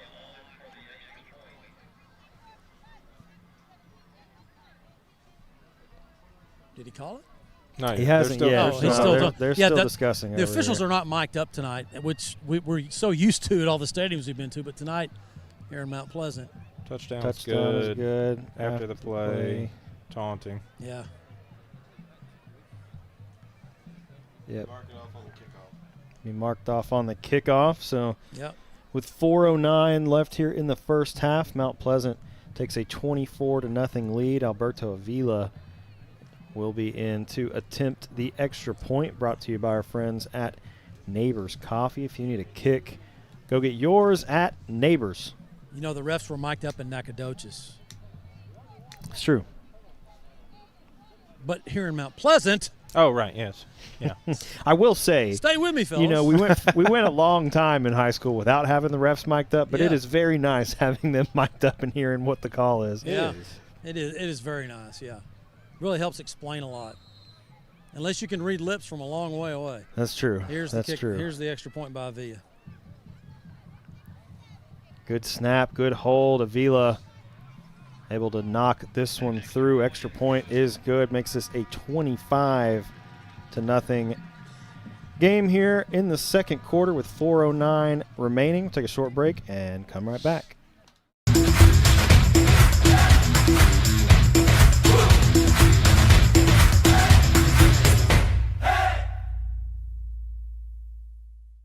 Dr. Darwin Dar and his staff at Dar Chiropractic specialize in family chiropractic care, exercise rehab, digital x-rays, nutrition and weight loss programs, decompression, and chiropractic wellness care. Located down the street from the Tomato Bowl, Dar Chiropractic. They can help you feel better. Dr. Westbrook, Dr. Stocks, and their dental team at All Smiles provide a wide range of dental services. This includes cleanings, fillings, crowns, bridges, implants, and cosmetic dental care. Call and schedule your appointment at 903-586-0741. Passing the competition by leaps and bounds.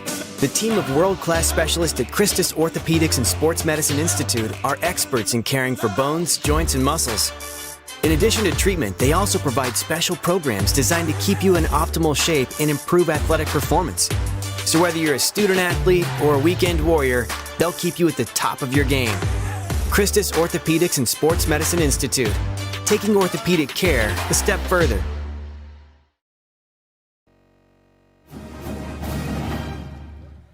Welcome back to Sam Parker Field. Mount Pleasant has taken a 25-0 lead here with 4:09 left in the second quarter, and after the taunting penalty, they will kick off from the 25-yard line as Alberto Avila has this one teed up to kick away for the Tigers.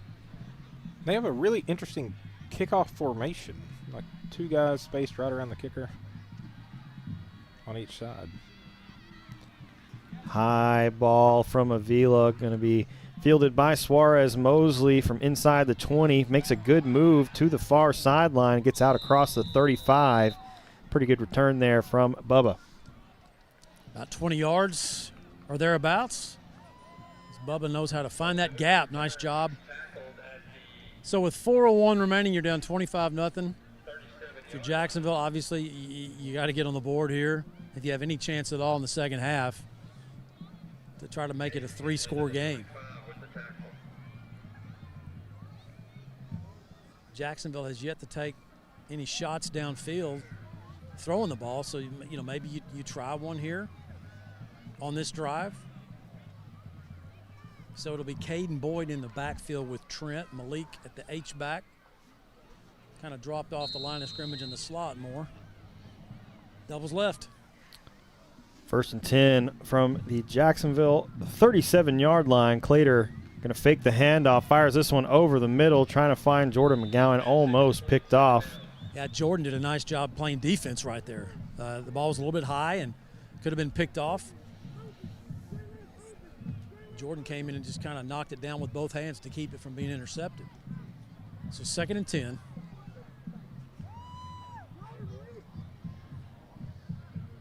Two receivers each way for the Indians.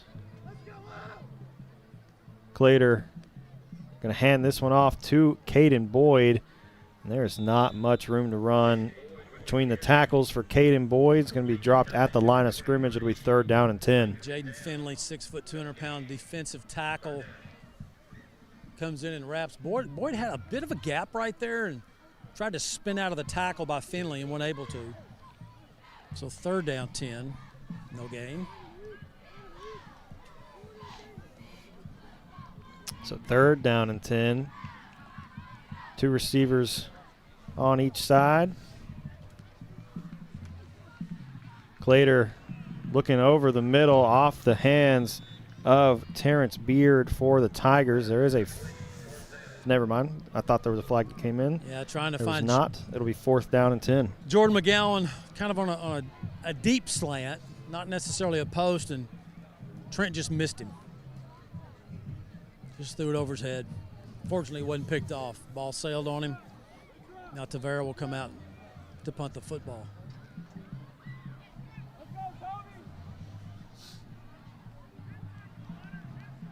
Fourth down and 10. Davian Tavera. Good snap back to him. Took a little bit of a bounce. And it will be fielded. Jacksonville trying to bring down number 10, Jeremiah Herndon, for the Tigers. And he's able to return this one out near the 40-yard line.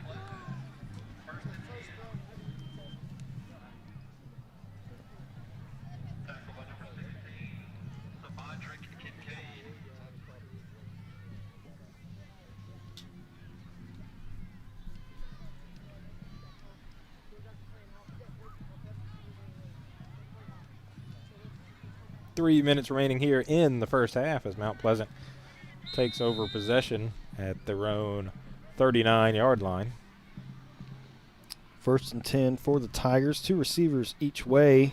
That Tipped. pass is tipped. It makes its way to Deuce Thompson, who's able to scramble forward for a few yards. He'll pick up 4. Be 2nd down and 6. Calvin Boyd getting in the backfield to tip that one. Man, just thought you could, a tip like that, you think, oh, man, tip, pick, maybe pick 6. Thompson goes in and snags it for Mount Pleasant for the 3-yard gain, 2nd and 7.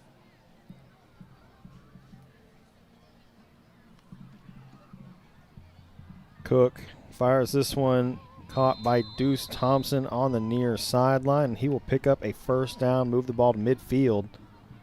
Polk on the coverage for Jacksonville from his linebacker position. Stayed with Deuce.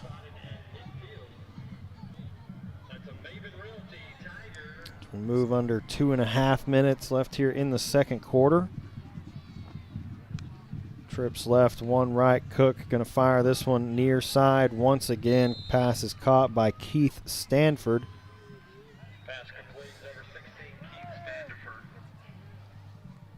And it will be 2nd down and 3 after the catch.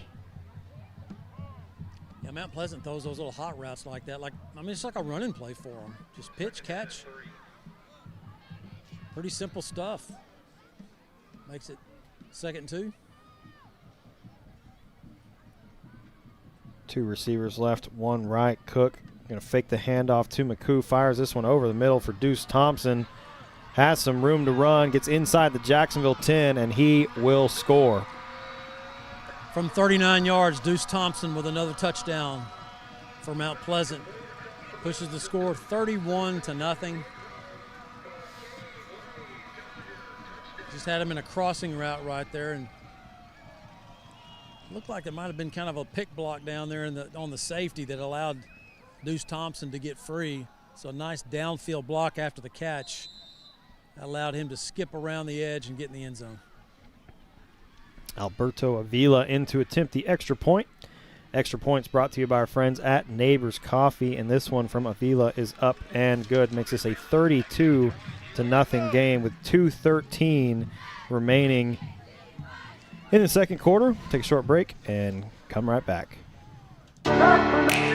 Passing the competition by leaps and bounds. The team of world-class specialists at Christus Orthopedics and Sports Medicine Institute are experts in caring for bones, joints, and muscles. In addition to treatment, they also provide special programs designed to keep you in optimal shape and improve athletic performance. So whether you're a student athlete or a weekend warrior, they'll keep you at the top of your game. Christus Orthopedics and Sports Medicine Institute, taking orthopedic care a step further. Since 2004, Legends Old Time Burger Cafe has been the home of Jacksonville's best old-fashioned hamburgers. Hand-battered chicken strips, chicken fried steak, fries, and onion rings are the best around. Legends, home of Jacksonville's best old-fashioned hamburger.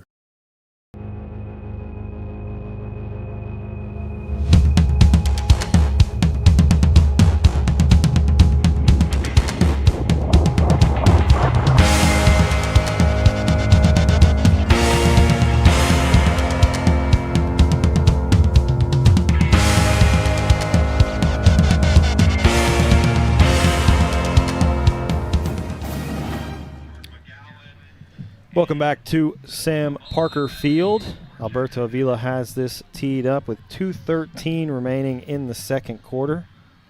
Jordan McGowan and Bubba Suarez-Mosley back deep to return for the Indians. This one going to bounce into the end zone and will go out for a touchback. So Jackson will take over 1st and 10 from their own 25-yard line.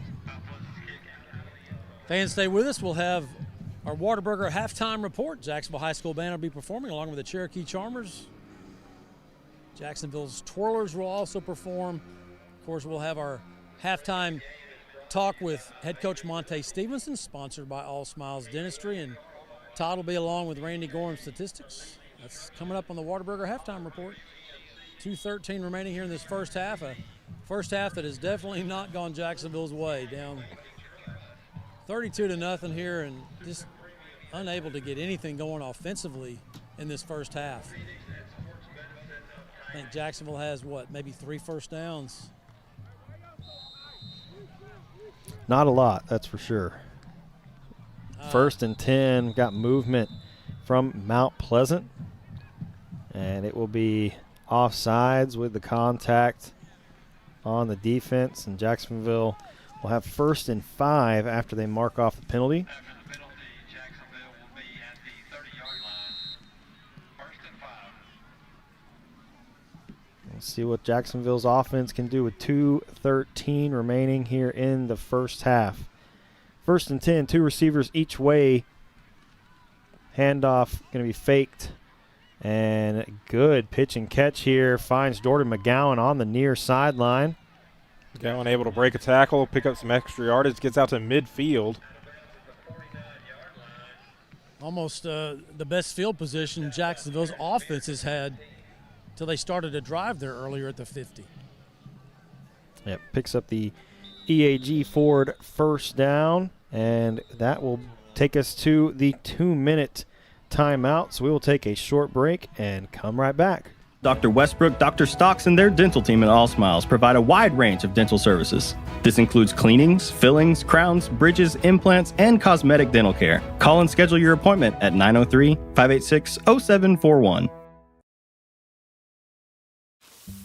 This glorious Whataburger is yours. A few minutes ago, it didn't even exist. Why? Because every Whataburger is 100% fresh beef and made to order.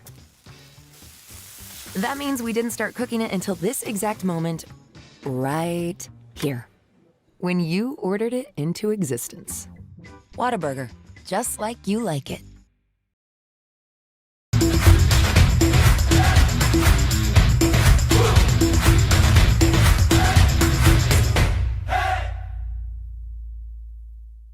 Since 1953, Hubert Glass Oil has been servicing the Texas market with the finest quality fuels and lubricants. Each batch is crafted with precision and quality tested by our in-house lab. Whether you're on the road, on the farm, or on the job, we have the right product for your needs. Welcome back to Mount Pleasant. Out of the 2-minute timeout, handoff goes to Caden Boyd, trying to find somewhere to run up the middle. He's going to gain 1. Be 2nd down and 9 from midfield. Indians trying to up-tempo here with less than 1:45 and counting here, as the Indians have 2 timeouts remaining. 2 receivers each way. Caden Boyd in the backfield with Trent. Trent's hit as he throws, but it is caught. Big first down here. Jordan McGowan cuts it back inside, gets inside the 20, and a big first down. Big EAG Ford first down catch for Jordan McGowan. What a job by McGowan. That ball was really short, and he came back for it. It looked like it was going to be a pick, and he scoops it and makes a heck of a run. Good blocking downfield by Malik. Yeah, it was short because Trent almost was sacked on that play. Good job just to get the ball off. Yeah. Big play for Jacksonville. 1st and 10 for the Indians. Clater forced out of the pocket, scrambles. Look at that run. Great run from Trent Clater. You know, that's kind of what Patrick Mahomes does. He kind of looks like he's going to run out of bounds, and then he gets to the sidelines, and he goes straight up the field and gets another 7 or 8 yards. So Clater will come out. They'll send in McGowan. Another EAG Ford first down, pushes this inside the Mount Pleasant 10 down to the 9. So 1st and goal Jacksonville with 1:03, 2 timeouts remaining. Can they punch it in here?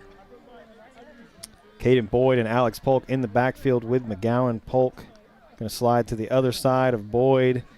McGowan trying to find somewhere to run, going to reverse the field. Now tries to get a burst forward. Flags come in. Oh, wow.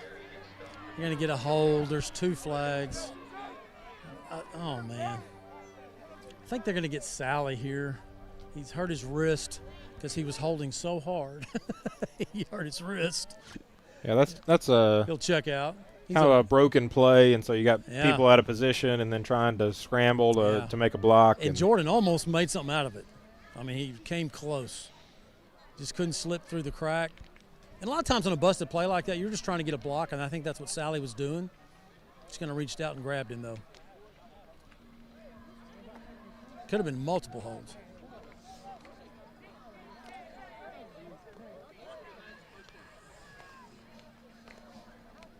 Still did not get the call from the official. I think he's still working on, see him turning his mic on, trying to.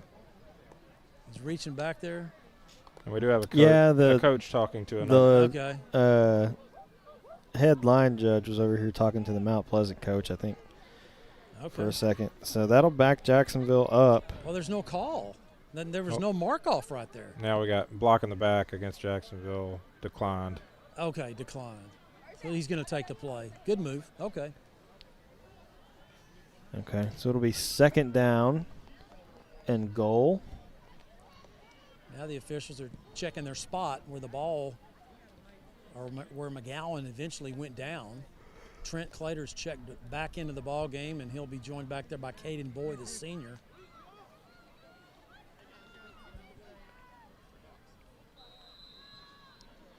Second and goal from the 15.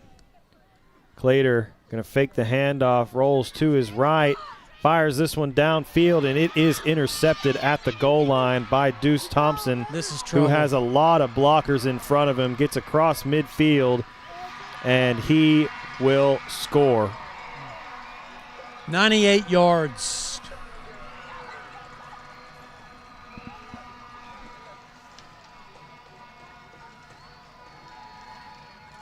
Just threw it into traffic. Can't do that with Mount Pleasant. They're so athletic defensively. Just trying to make a play was Trent, and just. There is a flag on the play. Yep. Let's see what that's way down here, about the 18-yard line of Jacksonville. So let's see if this is going to negate the touchdown. Please, please. The way that everybody's walking around, it kind of looks like it. Yep, they're bringing it back. Man, could we have had a defensive hold on that? And it's going to negate the interception?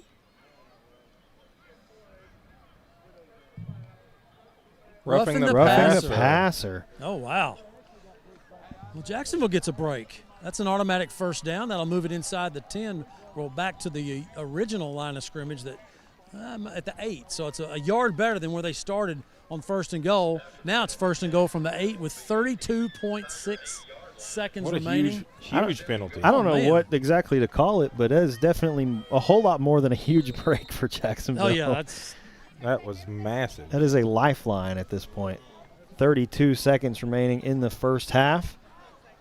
And the Indians inside the Mount Pleasant 10-yard line. Jordan McGowan trying to figure out. Come on, who are you missing? Who's missing? Who's missing, and it looks like Jacksonville is going to be forced to take a timeout.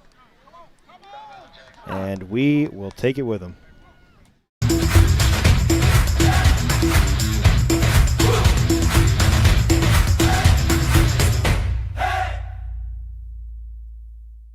Since 1953, Hubert Glass Oil has been servicing the Texas market with the finest quality fuels and lubricants.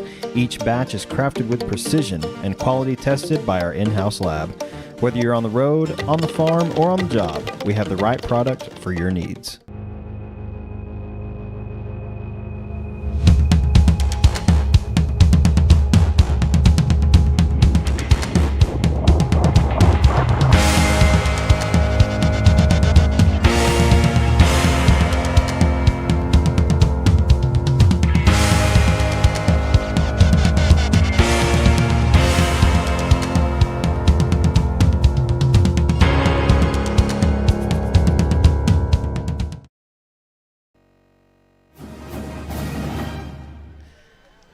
Welcome back to Sam Parker Field out of the Jacksonville timeout. Looks like they've got all their personnel that they need on the field, and it will be 1st and goal from the Mount Pleasant 8. Going to get a pitch to Alex Polk. There's not much room for Polk to run as Trent Clater hands that off to Jordan McGowan, who flips it to Polk. Just a slow developing east-west play that I just think you got to go vertical on these guys. And Jacksonville looks like going to take their final timeout of the half. What do you think you do here, Matt? I mean, you just lost a couple yards. It's 2nd down and goal from the 11. I'm gonna have Malik in the slot. I'm gonna have him kind of fake like he's loading down to block, and then skip to the end zone and try to hit him over the middle. But we've seen that play. I love that play. But here's the deal: if you throw that ball, it's got to be on a rope. You can't lob this one. Yeah. These guys are too good back there. They're gonna go get it, and you gotta laser that thing through there. Yeah, Malik has shown that he can catch. He had a one-handed grab a couple weeks ago. You just got to get your mechanics right if you're Trent and look it off and then drill him, because you don't have any timeouts. You get tackled at the 1 or 2. Yeah, you got a 1st down to stop the clock for just a second. Wait a minute, no, it's 1st and goal. I'm sorry, it's 2nd and goal. Yeah. At the 15. Well, and with 21 seconds left, you can't afford to take a sack. I mean, you need to at least get a field goal out of this. Yes. As far as Mosley, the man in motion, Clater, lots of pressure, and he is going to be sacked. And Jacksonville with no timeouts. Clock stopped at 13, stopped for some reason. 13 seconds. If you you better hurry. Spike it. KC out there or spike the ball. Why do they stop I the clock? have no idea Spike why the they ball. stopped the clock. 8 seconds left. Clater. Now we got a flag. No, Clater spiked it, and I'm pretty sure you're going to get an offsides on the flag. Yeah, the line judge over here he threw the flag. Yeah, I'm pretty sure Brandon McCoo, who came sprinting up from about 10 yards away from the line, I think he got there a little early. All right, KC. So I'm pretty sure that KC's coming in. This is going to be a long one, guys. Are they going to move the ball on the penalty? I mean, I would think so. They still haven't really figured out what the call is. There's 4.4 seconds remaining. I mean, I feel like this should be 5 yards closer than it is. They called offsides and they didn't stop the play, but it should be 5 yards then. I don't know what they're talking about here. They should mark the ball at the 20 and it'd be a 37-yarder. Definitely huddled up. Wait, no foul? No mark off? I don't know. The line judge on the far side has not picked up the flag yet. He's still standing at the top of the numbers. So I'm not really sure what the... He's talking to Toby, and Toby's nodding like, got you. Official I'm talking to Toby, but I don't see anybody even coming close. To get the call. Now here comes the move. Okay. All right, we'll be 5 yards closer. I'm pretty sure it was offsides. I don't know, but what took so long? One thing we did not talk about enough was the fact that the clock stopped on the sack. Yes. It did. It sure did. I mean, Jacksonville is going to get a huge break here with 4 seconds left, as we will have a 37-yard field goal from KC. Field goal is brought to you by our friends at Neighbors Coffee. Good snap back, good hold from Trent. And wide left. We do have offsides. It's offsides. It's going to be offsides once again. It's going to be a 32-yarder. Jacksonville should get another opportunity at this. It'll be a 32. Well, official just pulled his flag up, put it in his pocket. Well, it's because they already made the call. He already made the call. So it'll be a 32-yarder. 32-yarder. No time on the clock. They should put. They shouldn't. It's just going to be a last play. Untimed down. Yeah, untimed down. Thank you. Fancy term there, Lee Trailer. Well, listen. Hey. Not as fancy as Thursday night, Friday night lights. So now we'll have a 32-yard field goal from KC. Once again, field goals brought to you by our friends at Neighbors Coffee. Good snap back. This one is blocked. Mount Pleasant jumps on it. And Jacksonville will go into the half down 32-0 after the missed field goal. Good snap, good hold. Came right up the middle and got it. Stay with us. We'll have our halftime discussion with head coach Monte Stevenson. Let's go. Sponsored by All Smiles Dentistry.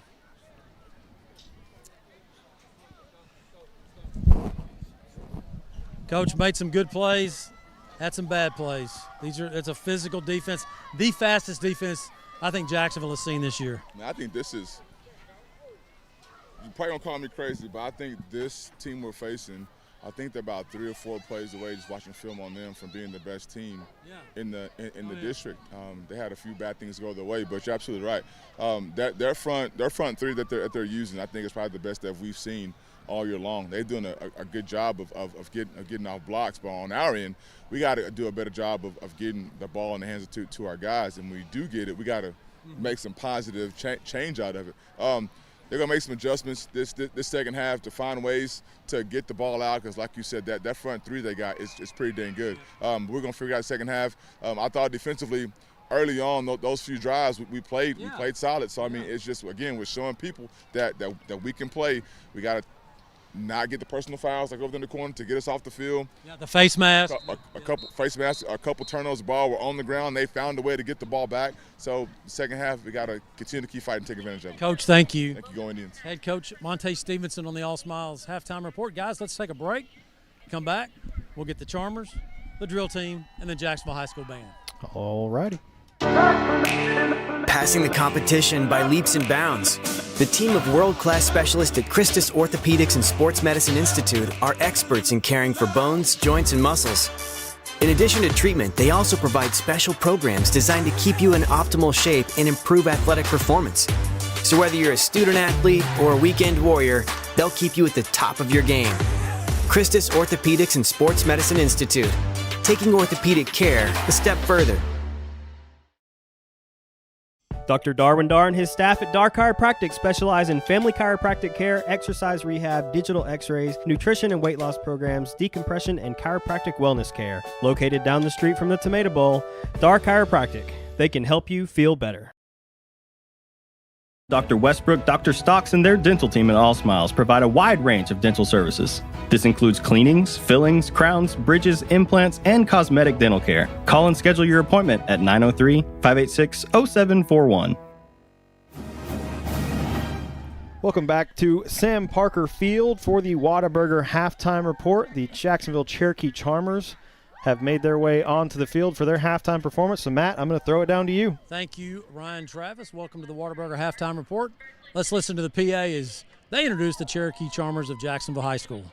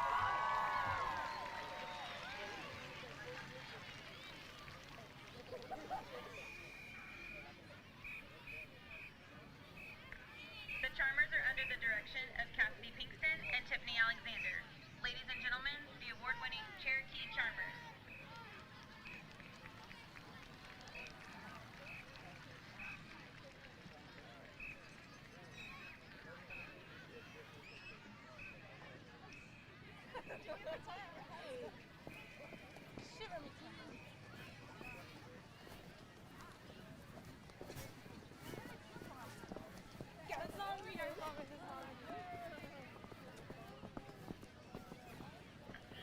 now, introducing the Jacksonville Indian Majorettes, directed by Brianne G. Your 2025 to 26 captains are Sophie McNeil, Andrea Tavera, and your twirler of the week is Regan Lustig. Watch now as the twirlers perform to We Got the Beat.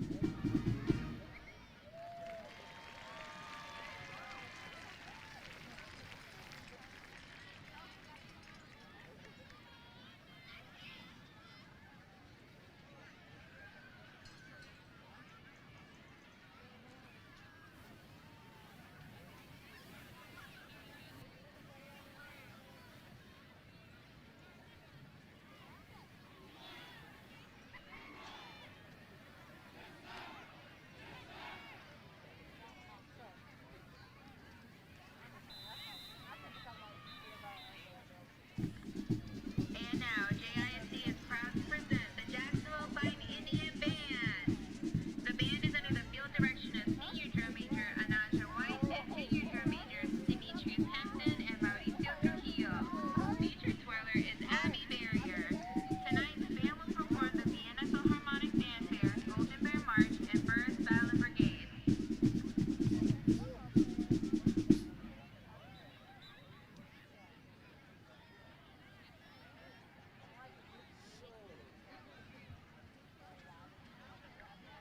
Now, at the center of the field, one of the most decorated military marching bands in the state of Texas. That classic look, that awesome sound, that cry heard across the land. The Jacksonville Fighting Indian Band.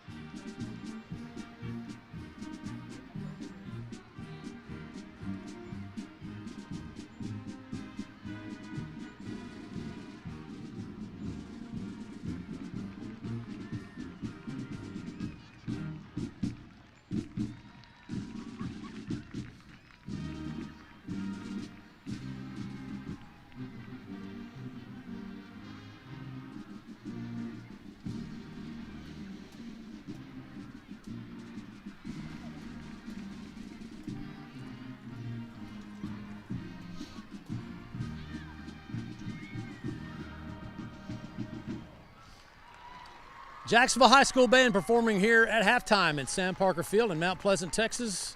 We're at halftime here on the Whataburger Halftime Report, where Mount Pleasant leads Jacksonville by a score of 32-0. Guys, I'm going to toss it back to y'all in the booth. Thank you, Matt. And with standing ovation from quite a bit of the Mount Pleasant home crowd here for the Jacksonville High School Band.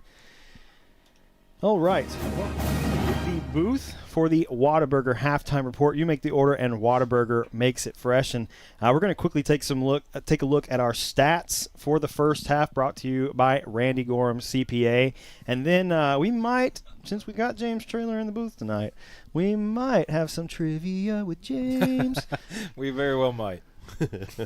I'm sure James is going to be very excited about trivia with James. So Mount Pleasant leads Jacksonville 32-0 at the half. Not the score that you definitely would have liked to see if you're a Jacksonville fan, especially the way that they ended the first half. You get down in scoring range and you can't punch it in. You miss a field goal, have a penalty that moves it forward 5 yards, and it gets blocked. And, you really would have liked to have gotten out of the first half with at least a field goal. But really, I would say the story of the first half has been mistakes and fumbles for Jacksonville. We did not get off to a good start. No, absolutely not. So let's quickly take a look at the stats here at halftime. Start with Jacksonville. Our quarterback, Trent Clater, 5 completions on 8 attempts for 68 yards. Receiving, Jordan McGowan, 2 catches for 49 yards. And Bubba Suarez Mosley, 3 catches for 19 yards. Rushing, Caden Boyd had 2 carries for 1 yard. Jordan McGowan, 5 carries for 0. Trent Clater, 4 for -8. And Alex Polk, 6 carries for -10 yards. Yeah, that's a shame for what do you think about leading rusher Trent. Well, I'm just saying for Trent, he had a couple really good runs, but the sacks give him negative yards for the first half. And, we talked about right there at the end of the game, the one thing you could not have happen was to take a sack because you had no timeouts left. You got very fortunate with Mount Pleasant's clock keepers in the press box stopping the clock on that play to even get the field goal off to begin with. But Trent's had some nice runs. He's been forced out of the pocket quite a few times. The Mount Pleasant defense is swarming, but we saw it last week at home where he escapes the pockets, able to run for a first down. You did the same thing tonight. And I know Lee, you talked a little bit about his ability as the season has progressed to escape the pocket and make some plays and improvise some. And, we saw a great example of that tonight with Trent. Yeah, for sure. Those plays I think were some of our more successful ones, just kind of the off-schedule plays that he's able to make when he breaks the pocket, and whether he stays behind the line of scrimmage looking downfield or when he, turns it up and just gets some yards on the ground. That aspect of our offense looks good when it works correctly, and that's certainly not how you draw it up. It's kind of the opposite of that. You're asking a kid to make an off-schedule play. But that's going to happen, especially against a team like this that has I think this is the best defense we've seen and close to maybe the best team that we've played against, which is odd to say about a 1-6 team coming in, but man, they're athletic. They're big and fast, and they fly around the field. That's kind of what Coach Stevenson said there right before the half to Matt as well. Just really, really impressive the way that they can move around the field. So certainly you want what you draw up to just work like it works on the board. But when it doesn't, asking Trent to make those off-schedule plays, certainly we want to see more of that in the second half, I think. Those stats that Mr. Travis, called out, that just kind of speaks to it's probably not going to – that's not something that's just going to turn around at halftime and then all of a sudden your running game's going to be firing on all cylinders where you can just turn around and hand it off, and have a ton of production the way you scheme it up. So no, and you're down 32-0 too. Like, you're going to have to throw the ball. For sure. You see it at all levels when you're down, especially this at halftime. You're going to have to scheme it up. You may not have another carry from one of the running backs here in the second half. You're going to have to throw the ball. You're going to have success throwing the ball, and we've seen that at times from Jacksonville in the first half. But, I think Trent is 5 for 8 for 68 yards. So even then, the pass game just has not had a whole lot of success. And really, a lot of that yardage was from that big Jordan McGowan catch where Trent got hit as he threw, and that was a 30-yard play. Yes, had a great run after catch there, so yes. And we were fortunate with the penalty there at the end of the half that they returned the interception for a touchdown, so penalty gave us another chance. We were able to attempt a field goal and just didn't find a way to get that 0 off the board. So. Yeah, did you go over receiving stats? I know I kind of briefly talked about it. Okay, let's take a quick look at the Mount Pleasant stats from the first half. For Mount Pleasant, quarterback Carter Cook had 9 completions on 13 attempts for 110 yards and 3 touchdowns. Receiving, Deuce Thompson, 3 catches for 54 yards and a touchdown. Landon Cheatham, 4 catches for 44 yards and a touchdown. Keith Standiford had 1 catch for 7 yards, and Emmanuel Harris 1 catch for 5 yards and a touchdown. Rushing, Tony Grant 9 carries for 56 yards. Deuce Thompson 1 carry for 12 yards and a touchdown. Brandon McCoo 4 carries for 7 yards, and Carter Cook 2 carries for -12. Yeah, I think early in the game we kind of thought Brandon McCoo was going to be the lead back from Mount Pleasant, and ended up Tony Grant kind of stole the show, I would say, in the first half. 56 yards. I think he had maybe a couple runs that he broke and got called back as well. Yeah. So, I was going to say, it seemed like he had more carries than 9 yards. 9 carries. Well, he had the one that he went in for a touchdown from 40 yards out or something, and they had a holding call that brought it back. So, he easily could have 100 yards in the first half and a touchdown if it weren't for some penalties and things that we had. And Mount Pleasant, always with quite the elaborate halftime show, as they are a core band, as you can see in the top right of your screen. And they have got quite the number of props. I'm guessing this is probably going to be some sort of a Beetlejuice halftime show. Yeah, it definitely looks to guess. Halloween themed. You've got a lot of Gothic arches and a lot of Beetlejuice stripes, like you said. So definitely putting on a show here at halftime. Yeah. Well, I think let's go ahead and bring James on. So let's take a quick break while we get him mic'd up, and we will be back in just a moment. At the South Jackson Dairy Queen, every day is a treat. Cool off in your favorite blizzard, celebrate big with our famous ice cream cakes, and stop in to see the friendly staff who make every visit special. Dairy Queen, where happy tastes good. Tonight's game statistics are sponsored by Randy Gorham, CPA. Randy Gorham, CPA, the source for your accounting and income tax needs since 1984. When we say we're with you, we mean we're with you for all of it. For the first steps, your third act, for the little wonders and big changes. We're with you for what if, and for making the what if happen. At Austin Bank, we help you up when you fall, cheer you on when you succeed, and stand with you for the rest. Austin Bank, with you for good.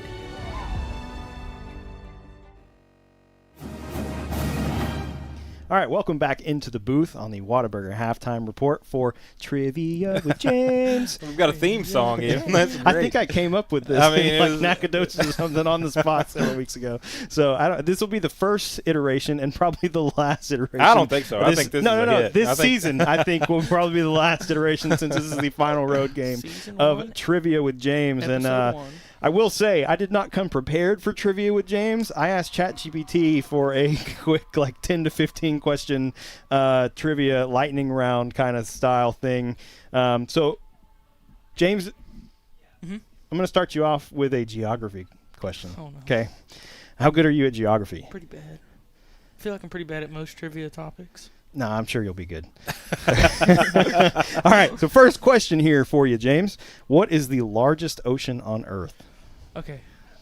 I mean, you don't got to think about this. Don't overthink this. Just go Atlantic. for it. Ocean, final answer. It is Pacific. Pacific. Ocean. Come It on is the- now. it is the Wow. It was a Pacific 50-50 Ocean. Wow. shot. I had a 50-50 shot. Goodness I gracious. All right, question number 2. This one is a science question. Off to a bang. Yeah. 0 for 1. All right, question 2. What planet is known as the red planet?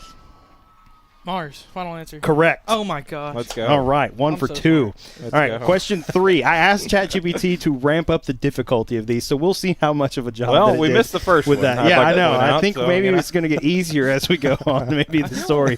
I've got a better ratio than most of your trash ball. All right, here we Question go. 3 is going to be a history question. Who was the first president of the United States? Okay, come on, bud. Let's go. Abraham Lincoln. No, George Washington. Yeah, George Washington. All right, question 4, math. I know you're good at math. What is the value of pi rounded to 2 decimal places? 3.14. Yes, it is. 653. Question Okay. 5 is a sports question. In basketball, how many points is a shot made from behind the 3-point line worth? Okay, this is some easy trivia. This is Atlantic. Atlantic I Ocean. mean, this is the AI stuff we've got to work with here. 3 points. You could come up with like All right. 2 real questions in this time. No, you got it. You I did got not it. Keep proof- going. I will Keep- say, I keep did rolling. not Keep rolling. proofread any of this. All right, this is a pop culture question for question Okay. number 6. Which singer released the 2023 album, The Tortured Poets Department? Taylor Swift, final Yes, answer. She that released is- a new album actually, and it's pretty bad. Okay, all right. What is the name of it? I don't know. I can't remember. It's The Life of a Showgirl. Oh, wow. yeah, it All is. right. It It's is. The Life of a Showgirl. Okay, this is a question that I feel like you will know the answer to. So this is a video game question. In Minecraft, what Minecraft. material do you need to craft an Eye of Ender? What do you mean? What material? What material do you need to craft an Eye of Ender in I'm gonna Minecraft? go with Ender Pearl, final answer. And And then Blaze Powder, final answer. that is correct. Oh, wow. Let's go. Wow. I was a shot Oh in the my dark. gosh. Wow, that's impressive. All All right, right, I would not have gotten last that. one from me, and then I'm going to hand this over to your dad so he can ask you some questions. All right. Question 8 is Makes it another science question. What gas do plants take in during photosynthesis and convert into oxygen? Carbon dioxide. Good answer. How These How are did some we easy miss largest questions. ocean is what I Okay. want to know. I'm gonna- All of this. Can you come up with like one real question? Okay, all right.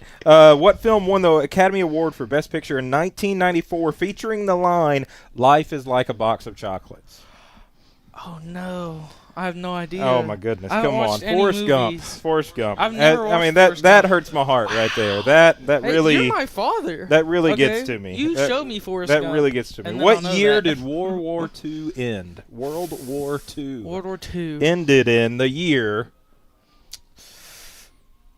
49. No, 45. 45. I was close. You were pretty close. Wow, I was we're close. we're falling apart. I'm we're still coming off doing the, better than the trash we're ball. off the tracks. I'm it's still like beating the trash ball ratios. all right. This one I feel like we should get. Okay. I feel it. Okay. Okay. I'm gonna In miss this. Orwell's 1984. 1984. Okay. All right. All right. What is the name of the totalitarian leader worshipped by citizens? Big Brother. Yes. Oh my Let's go. gosh. All right. Let's go. All right. All right. I don't know where you pulled that from, but I'm impressed. I mean, I feel like these are not increasing in difficulty. According to Einstein's theory of relativity, what's the formula that expresses the relationship between energy and mass? E equals mc squared. Yes. Yes. Those Okay, were but all now simple. for a actually difficult, I feel like difficult trivia question. What year was the city of Jacksonville, Texas founded? There are two acceptable answers that I will take Okay. to this question. We started out as Gum Creek. Oh, And awesome. then we became Jacksonville, Texas. Okay. Okay. Already, I feel like you get credit because that's Yeah. pretty great to know that we started as a community named Gum Creek. Tomato Bowl was built during the Great Depression. That was New Deal stuff, so it's got to be before then. Okay. All right. So you're Okay. reasoning your way towards the answer. It's got to be a good few years before then. 'cause we still also had schools. recently had a celebration for a Don't- milestone. don't- Oh yes, we did. Okay. Yes, we did. All right. It was like bicentennial. It was like 250 years. Okay. It was not 250 apparently. No, don't look at our faces. Don't look at our faces. Okay. 100 years ago was 1926. Okay. 50 years before then was 1876. Yes, I know math. That was 1876. Okay. Is that your final answer? 1874 final answer. It's close, Ah. but not correct. What was it? So the original community of Gum Creek was 1847. Oh, and so it was 200 years. And in the fall, well, you didn't say 200. Okay. You said 250. Okay. In the fall of 1872, most of the original Jacksonville was moved to the time. Gum Creek moved to Jacksonville in June of 1850. Hey, 1874 and 1872 aren't that different. I said close, but not correct. That's 2 so, years. The close part was actually not the answer I would have accepted, to be clear. I was trying to give you a little bit of credit. 1872 was when most of Jacksonville moved to be closer to the railroad. Gum Creek, the original one, was 1847, and then it moved to the new site of Jacksonville in 1850. I would like to do some trivia with Ryan, okay? Trivia with Ryan? Oh, you're trying to turn the table. Your dad did skip a couple questions Did that I? might stump you. Okay. One of which is a geography and culture question. That is, what is the world's most spoken native language? Most this spoken one. native language. Native. What do you mean by native language? What's the most common, like, native tongue? Okay. So, like, does English count as a native tongue? Yes. Well, then English. No. Mandarin. That's correct. Yes. Wow. Oh my the logic on display. That was good. Wow. That was good. I'm impressed, That James. was good. And there is one more video game question that you may or may not know the answer to. So what is the name of the dystopian underwater city featured in the game BioShock? Oh my gosh. Okay. Oh my gosh. It's just a word. It's a really easy word. What is it? Atlantic Ocean. Oh my goodness. I'm not going to get it. But I should know it. You should know it. You're going to be BioShock, disappointed when we say the answer. They're trying to create a paradise. They're like just scientists who want to experiment on whoever they can experiment on and do some crazy now stuff. you're telling the plot. Yes, but because the word, people word will is understand what rooted in BioShock this. is now. The word is rooted in this whole plot. Okay. You know, it's like the word I speaks don't know. to their goal. I don't know, but it's something to do with utopia. Do you have a guess? No, wait. Like, Subnautica. Wow. Yeah. That would be ironic. I don't know. You What don't is have it? any guess at all. No. Okay. The name of the city is Rapture. Oh my goodness. Yep. I feel like such an idiot. No, you did great. No, I thought you did great. great. I was impressed. I don't know where you pulled Big Brother from. Oh, I mean that one. I feel like Dude, was I read was that a book. I had no clue what the answer to one's that when easy. I read The it. real gimme was what's the largest ocean? Like we started off with a bang. Well, trivia with man. James definitely lived up. Oh yeah, lived up to the hype. billing. Hope Lived up to everyone the hype. enjoyed that here on the Whataburger halftime report.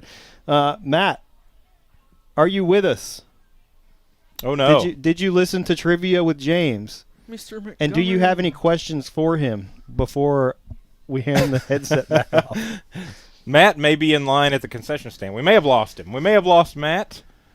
Oh, we'll see. We will see. He's here. we see There he movement. is. We see movement. There All he is. right. Did I've been talking to coaches. Oh, okay. Okay. All right. Did Gotcha. you listen So- to trivia with James at all? Oh, that's a no. That's a no. No, I heard it. I heard. Okay. I was just. All I right. was just gonna say. I do thought I you was listening to Forrest Gump answer. Oh yeah, there we go. That's true. That's true. a good reference. That's yeah. true. Yeah. So What you were listening. do you have any trivia questions for James? Do I have any trivia questions? Yeah, just put you on the Who spot. who is buried in Grant's tomb? Oh no, I don't know. What? I have no. What do you mean? What's that? Repeat the question. Think about it, James. Who was buried in Grant's Grant? Oh my gosh! Wow. We just Yeah. got to. Oh my That's a goodness! trick We just question. got to witness the wheels turning up here. Yes. Live. Aren't you, Lee? Aren't you the proud father? I am. I absolutely am. Yeah. Wait, I think we're seeing the half of James that comes from me tonight for some of these answers. Oh my gosh! I listened to some of those were good. Some of those were tough questions. I Yeah, got for those. sure, I for got sure. that. Yeah, I mean, Absolutely. I don't understand Atlantic Ocean, but that's okay.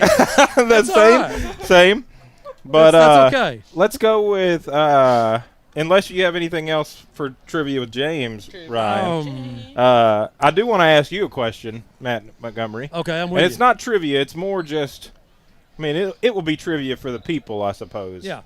But I just want to know, as I'm trying to maybe time this with the team's about to run out, it looks like. But I'll give you a second to think about it. What is your favorite memory from Jacksonville High School football, be it as a player or, all the wonderful memories from 60, 70 years ago, or just one that you have witnessed?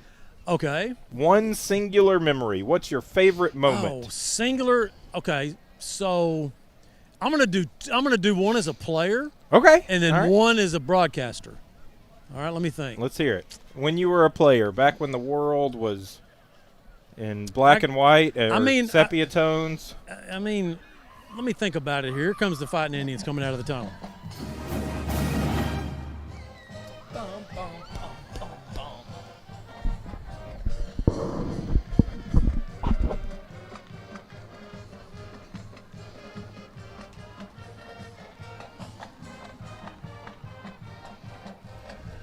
All right, let me think here. So, as a player, I'm not sure it was really a moment or a play. It was a game. I mean, I had a game. I didn't have too many, memorable games, but against Crockett at Tomato Bowl as a senior, I had a game where I had 2 interceptions and 11 tackles. So that was a good memory. Okay. That's pretty awesome. That is a great game. 2 interceptions and 11 tackles. And you were playing quarterback. Wow. No, I was playing. No. Yeah, I know. I was playing. What's sad is I was playing cornerback. With a C. Yes. And you shouldn't be making 11 tackles as a cornerback. They ran the ball on us some. Well, yeah. No, I mean, 2 picks and 11 tackles. You'll take that any day of the week. That's awesome. Great. That was my one great memory as a game. And okay. I mean, this is going to sound like a joke. I'm not actually joking. Passing wasn't, as in vogue, back then, and so it wasn't. To get 2 picks. I mean, you maybe had 5 opportunities that entire game. I mean, we lost 9-7. I mean, what is that? Go. I mean, there you go. The low-scoring game. Who loses 9-7 these days? Nobody. Everything's look at the score right now. I mean, it's just scoring delay. Okay, so as a broadcaster, I gotta say, I know you asked for one play, but I've got 2. Okay, I've got 2. The first one was in 1992 at Chapel Hill when it was 1st and goal. Chapel Hill. Jacksonville is up 13-7 in the last 2 minutes of the game. Chapel Hill is 1st and goal at the Jacksonville 1-yard line. And Chapel Hill's about to score, get the extra point and beat Jacksonville 14-13. And they gave the ball, Chapel Hill did, they gave the ball to Tremaine Mack 3 times in a row, and he didn't get in. And on 4th and 1, Richard Mosley went up and hit him at the top. That picture was in the field house for years. And that's when the Jacksonville program really, really turned around. Now, that was number 1. The second one was in the second round, Sam Houston State University, second round of the playoffs, Jacksonville versus versus Port Neches Groves, 1996. Jacksonville threw a little screen pass. It's 7-7 with 2 minutes to go in the game. They throw a little screen pass out to a sophomore. He runs toward the sidelines. He gets tackled almost, puts his left hand down, keeps balance, reverses field, and goes in for the score with 2 minutes to go. We beat Port Neches Groves, upset 14-7. That guy was Richard Whitaker, 10th grader. Those are my 2 favorite plays ever I watched. Well, what timing as Mount Pleasant set to kick off for this second half, and Jacksonville set to bring it out from the 5. McGowan makes a move, but going to be brought down at the 15. Boy, McGowan was really doing some dancing right there, trying to get out of there. But just what a great tackle by number 22, Kyan Morgan. And, boy, Jacksonville's got a guy. It's Malik getting up kind of gimpy. He's going to try to run it off. Got his ankle turned a little bit. Yeah, I had a chance to visit with the defensive coordinator, Isaac Thomas, for Jacksonville a moment ago. And, of course, you know how frustrated he is. He's a baller. He played college football with Coach Stevenson, and he's frustrated just like everybody else. He says we got to tackle better in the second half. Got to make plays. Got to quit, doing the jumping off sides, the face masking and stuff. And he said we're going to keep coaching and we're going to keep working. So here's Jacksonville with their first offensive possession to start the second half. They'll start it at their own 14-yard line. And it's Trent and Alex in the backfield. Haddon Hicks at the H. Two receivers right, one left. Clater going to hand this one off to Polk. Immediately met behind the line of scrimmage. Big loss for the Indians on 1st and 10. Again, we said this earlier. I mean, that you are not going to go east and west. You're not going to get the edge turned. I wasn't sure down 32-0 we would even run the ball in the second half. That was my comment at halftime. Yeah, and unless you can, cut that play up pretty immediately and head vertically and try to catch them out wide. Offsides. That's a tough ask. Free play. No, we got to keep running. Mr. Sally, got to keep going. That's what Mark Alexander's telling him right now. It's free play. You don't just stop. You got to go. Trent threw that downfield. So it's going to be a 5-yard penalty, and make it 2nd and 15 now.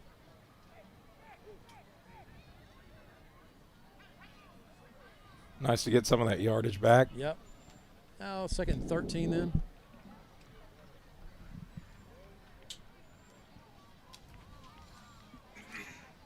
So Jacksonville with the stacked receivers on both sides. Yep, 2nd down and long. Clater trying to flip this one out, finds Bubba Suarez Mosley. And good job staying in the pocket and delivering that football by Trent Clater, because he had 2 defenders closing in on him quickly. Cooper Ryder close to being a roughing the passer right there. Official kind of reached back for his flag and then held off. It's 3rd down and short. Clater finds Haddon Hicks on the catch. Going to pick up 1. It'll be 4th down and 3. Boy, I like Haddon Hicks. I like the way he catches everything. He got tattooed right there, but he makes the catch. It was a little high, and he knew he was going to get hit. But Jacksonville's not going to get the 1st down. That's what they were trying to do. He just didn't get far enough past the sticks. So here's Tavera to punt the football. Will be standing at his own 8-yard line. So Mount Pleasant should get good field position on their first offensive possession, barring a booming punt here by Tavera. Good snap back for Davian. Able to get this one off. Good punt from Davian as well. It's going to be fielded just outside the Mount Pleasant 40, and a good return from number 10, Jeremiah Herndon. Ball turned over nicely. A really good punt. Yeah. A lot of bodies are trying to unpile right here. We got an injured Mount Pleasant player. He thinks he's going to get some help from a teammate at the bottom of that pile. Yeah, it looks like he's up, going to make his way off the field. So it'll be 1st and 10 for the Tigers from the Jacksonville 41-yard line.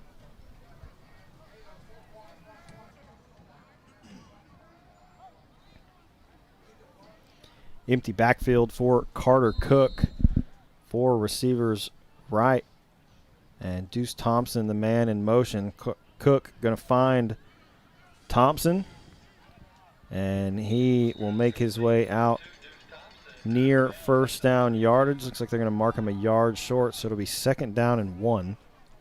Well, it's obvious who they want to get the football to in this Mount Pleasant offense. It's number 2, Deuce Thompson. Had 2 touchdowns in the first half. Makes the catch for 9. Going to be offsides, free play here for the Tigers, and Cook airs it out for Deuce Thompson, incomplete.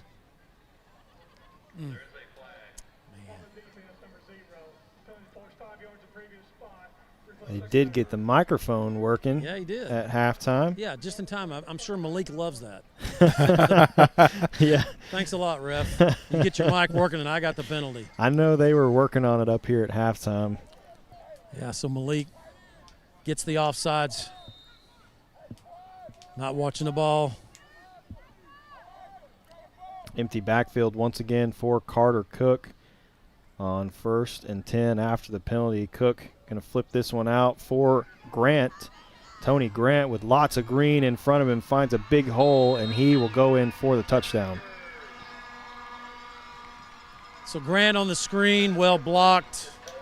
Almost like like a tunnel play where they just kind of formed it and he went right up the gut. cut it back to the middle of the field and went untouched into the end zone.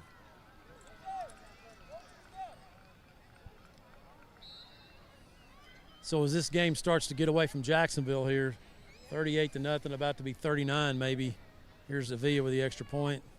Alberto Avila in to attempt the extra point, brought to you by our friends at Neighbors Coffee. This one is up and good. Makes it a 39-0 game, 9:24 remaining in the third quarter. Take a short break and come right back. Dr. Westbrook, Dr. Stocks, and their dental team at All Smiles provide a wide range of dental services. This includes cleanings, fillings, crowns, bridges, implants, and cosmetic dental care. Call and schedule your appointment at 903-586-0741.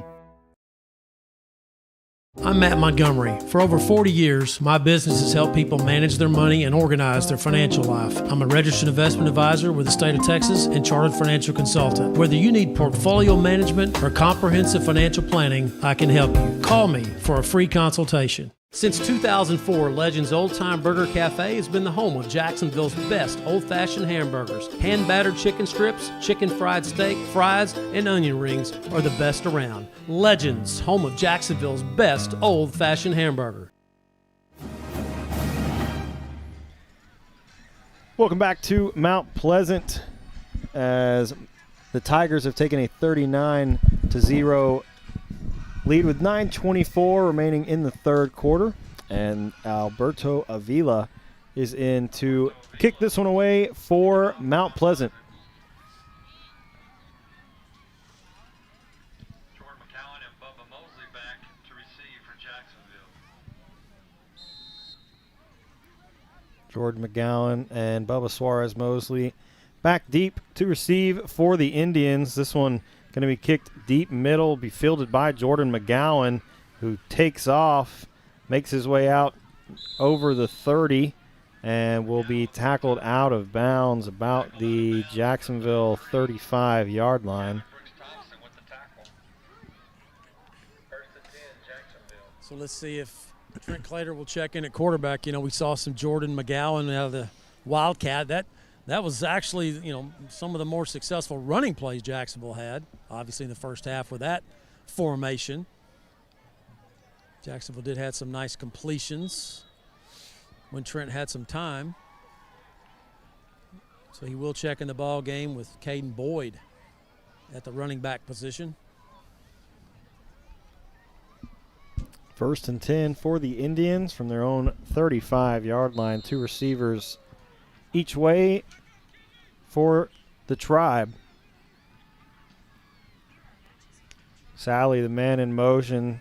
Clater trying to find some time, is wrapped up behind the line of scrimmage. He will be taken down for the sack and will lose 4 on the play. Well, boy, they're just, Mount Pleasant is so athletic defensively. They were in a cover 0. I mean, they were like press coverage right in your face, wouldn't let you get by, and Sally came in motion, and that was the check down, and before Clater could get it over to him, he got sacked.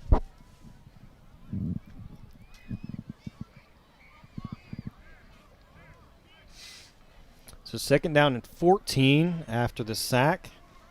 2 receivers right, 1 left.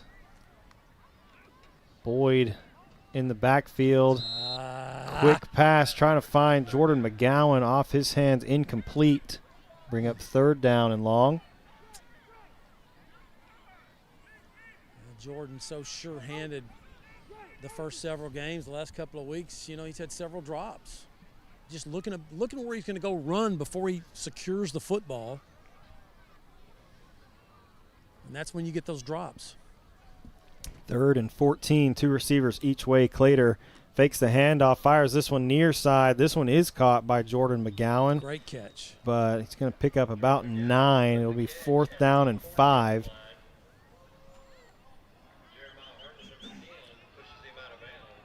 Yeah, they're going to punt it.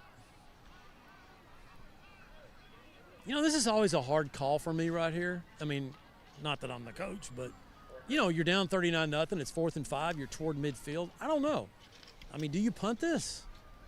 I mean, they're off. You can't stop their offense. Okay. I mean, I'm just like, try for the first down. It was another, 30 yards doesn't matter to this Mount Pleasant offense. It hadn't, at least so far in this game. Good snap back to Davian. Gets the punt off. Another good punt from Tavera. It's fielded by Jeremiah Herndon. Makes his way out across the Mount Pleasant 35 before being tripped up. Well, maybe Monte Stevenson just putting confidence in his defense right here. Play a little field position, and obviously it's 39-0, and this game's gotten away from you. So now, if you can just finish strong right here, and of course you go next week. You got the big bad dog in the district, Texas High. And by the way, I did not know this. Last week, Texas High won 21-15. You know that it was 15-14, and Mount Pleasant had the ball on the 12-yard line of T-High, and they threw a pick 6 to T-High, and that's how T-High beat them. Oh my gosh! That's how they lost to Texas High. That is crazy. Cook gonna flip this one to Brandon McCoo. Big burst from him, pushes us deep into Jacksonville territory down to the 32-yard line. I mean, think about that. That game was at Texarkana, and this is a team, Texas High, in the top 20 in the state of Texas, and you're going to go in for the win. You're up 15-14, and you're at the 12 of Texas High, and you get pick 6 for the loss. That's crazy. Yeah. It really speaks to the ability of this Mount Pleasant team. No doubt. That's why I brought it up, because I want people to know this is not a 1-7 team. They're really good. Cook able to handle the snap, hands it off to Grant, who's immediately met in the backfield by several Indians. Well, Zayden Paulk, the Jacksonville sophomore, he's still playing. I mean, he stopped him in his tracks. Tony Grant had nowhere to go. Nice play by the 10th grader. Also, it speaks to the depth of quality of team in the district, that a team like this can take Texas High essentially to the wire and go in for the win. Yeah. And be in this position this late in the year. McCoo gets the pitch from Cook. Stepped He's out of going bounds. to be marked just short of the first down marker. It should be 2nd down and 1. Yeah, the only foot that went out of bounds, that left foot, went right out. Official right on top of it. McCoo looked back like, no, it didn't, because he got immediately back in the green, and it was all the way down to about the 5, but he stepped out at the 23. Yeah, sorry, that was 2nd down. This will be 3rd down and 1. One receiver each way. McCoo in the backfield with Carter Cook. Cook trying to draw Jacksonville off sides. And now Cook. Busted play. Going to keep it himself up the middle. Gosh, moly. Even a busted play. He will pick up 1st down yardage, push it inside the Jacksonville 20-yard line. I think Mount Pleasant makes the playoffs, and I think they may surprise somebody in that first round with a 4-6 record going in. I think you're right.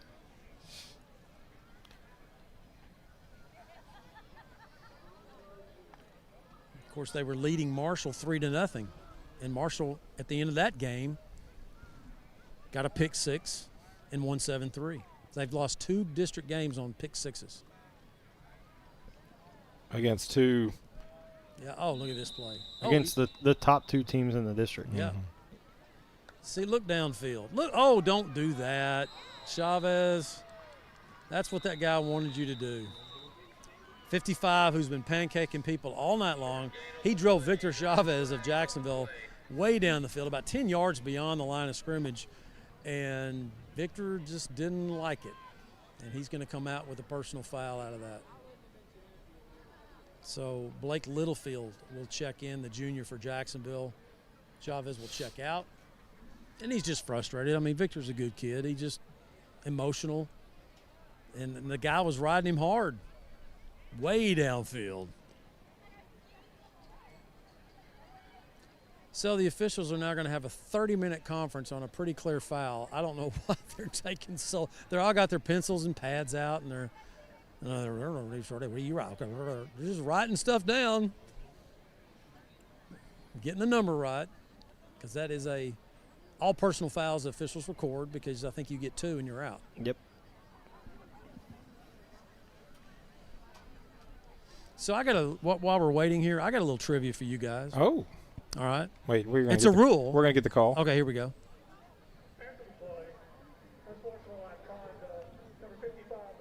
How about that? Offsetting. My favorite penalty. I mean, that is a good call, because 55. Look at him looking at the ref, going, "What I do? What I do?" Oh, come on, son. You know what you did. I mean, he was going after the whistle, and Victor got up and didn't like it. So good call by the officials. All right, I'll come back to that in a minute. A rule that is hardly it's not enforced anymore, and I don't know why. We're going to talk about it. Okay. Well, now I'm intrigued. This will be 2nd down and 10 halfway through the 3rd quarter, as we move under 6 minutes.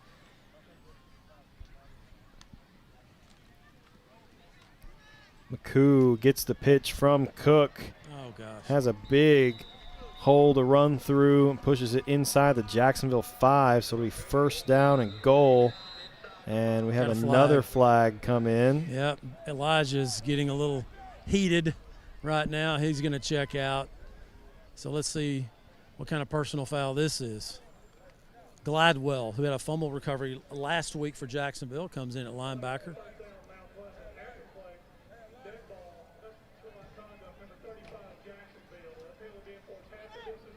Yeah, it's not the offsetting kind. They're going to get Elijah for after the play.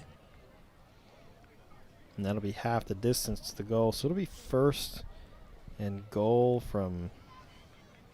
So in the NFL, on the tush push, can you push the guy in the end zone? Obviously, can you also pull him into the end zone? Can you do both of them, push and pull?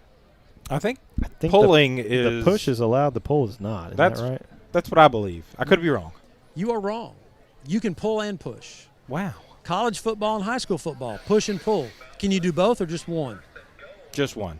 Let's get after this play right here. Again with the cliffhanger. Yes. I'm left. I'm working. I'm milking the clock Listen, here, man. That's 44 years of broadcast experience right there. Just leaving me. Oh, good tackle. Cook hands this one off to McCoo. He's met at the goal line, but he will get in for the touchdown. Well, Zayden Polk right there. That's definitely a candidate for the Bone Crusher hit of the game, sponsored by Dark Chiropractic. I mean, he met McCoo right there in the A-gap and popped him, and McCoo just popped out of it. But that was a massive hit by the 10th grader Polk for Jacksonville. But nevertheless, McCoo gets in for the score. Push and pull, can you do it in high school or not? I say you cannot. Which one? Either. No, you can push. Okay. You can't pull. Well. College or high school, you cannot pull, but you can push. Well, you just made me feel like I know nothing. Well, they just changed that rule in 2006. In 2006, that long ago, that rule was changed, but nobody was doing the tush push back then until the Eagles started doing it, and everybody went, let's do that. And it's legal. I mean, I think for 3 years I saw people, getting pushed in the end zone, and I was like, hey, you can't do that. You can't do that. I was wrong. You can. You can push your teammate into the end zone. You just can't pull him. And we've seen twice this year teams pull their teammates into the end zone against Jacksonville. I think Nacogdoches did a couple weeks ago. They just pulled him into the end zone, and they let him do it. And they don't enforce it. They just don't enforce the pull. Well, they did it in college, University of Texas game. Well, you don't. Surely you no, don't. No, watch. I'm sorry. Texas A&M. I was going to say, surely you're not watching. The team over in Austin. Oh, I'm watching them, and I'm pulling. Reconnaissance. I am pulling hard against them. Okay, all right. Yeah, I watched them to lose. Wow, all right. But anyway, it was A&M. Their tight end just pulled them in the end zone in front of everybody, and they called it a touchdown. Interesting. I learned something new, as I always do when I listen to Matt Montgomery. So. I'm a little tiny bit smarter coming away from this conversation. Yeah, well, that's not saying much. Trivia. Okay. Wow. I'm not known as Mr. IQ Raiser. All right, here's the kickoff. Alberto Avila, another high kickoff. Going to be fair caught by Jordan McGowan.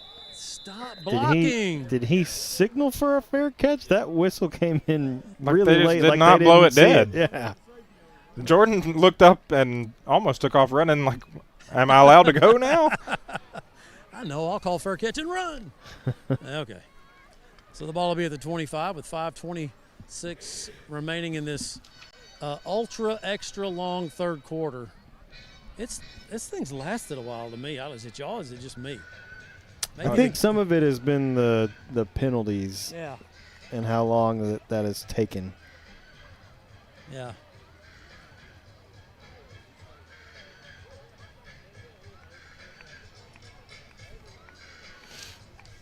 So Mount Pleasant leads Jacksonville 46-0. 5:26 remaining here in the third quarter. And Jacksonville, after the fair catch on the kickoff, is going to take over 1st and 10 from their own 25-yard line.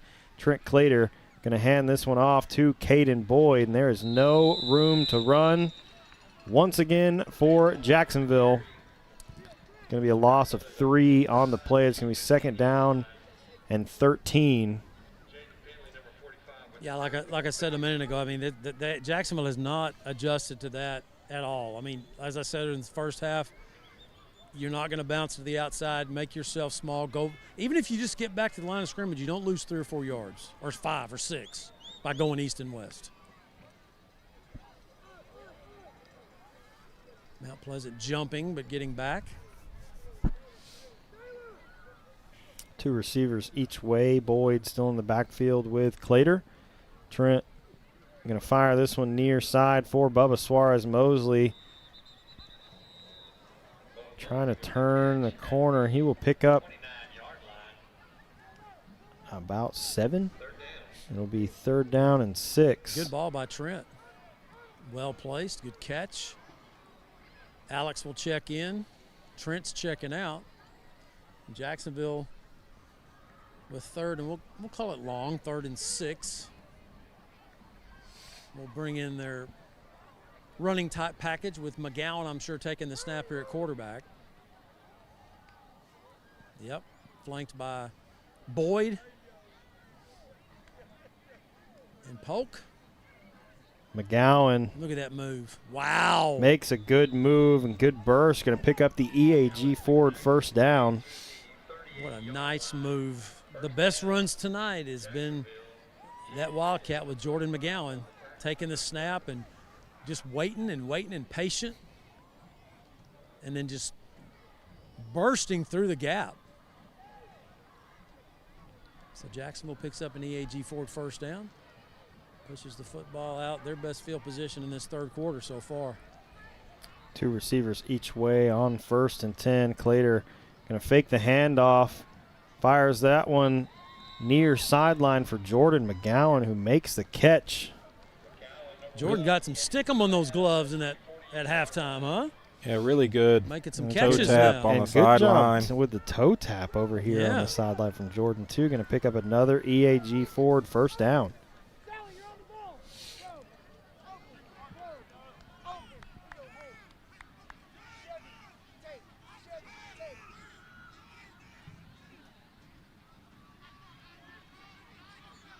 Trips right, 1 left. Boyd in the backfield. He will get the handoff. Powerful run from Caden Boyd up the middle, and he will get 6. Amazing what happens when you go north and south, huh? Yeah, that'll work. You know, I mean, you want to run at strength. I mean, that's what you want to do. You don't run to where they can use their athleticism to run you down. Just run right at them and try to find space. 2nd and 4. Clater going to hand this one off to Boyd once again. Goes up the middle, gets out near 1st down yardage. And they are going to move the chains once again. EAG forward to 1st down from Caden Boyd. 2 tough runs running behind Para, Garcia, Gallegos. And getting that EAG forward 1st down is Caden Boyd. So this is I think, am I wrong? Is this the deepest penetration for Jackson? No, they got 1st and goal at the end of the first half. Yeah, first half they had a nice drive. Clater fires this one through the hands of Jordan McGowan, picked off by number 10, Jeremiah Herndon. And he is going to return this one for a touchdown.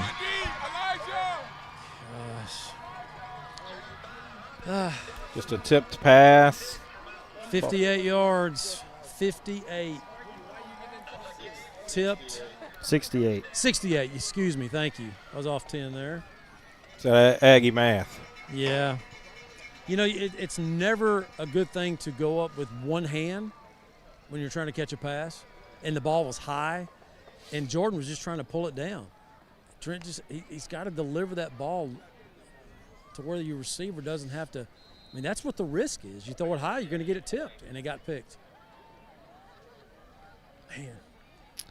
Alberto Avila on to attempt the extra point, and this one is up and good. Makes it a 53-0 game with 1:47 remaining in the third quarter. Take a short break and come right back. When you bundle home and auto, life can be easier. You choose coverage that makes sense for you, at a price that's right for you, and a local State Farm agent who's there for you. Call State Farm agent Jeremy Harmel in Jacksonville today. Ready to hit the road in a brand new Ford? From dependable trucks to family-friendly SUVs, we've got the right ride for every road ahead. Drive home today with unbeatable savings and award-winning service, only at EAG Ford Jacksonville, your hometown Ford dealer.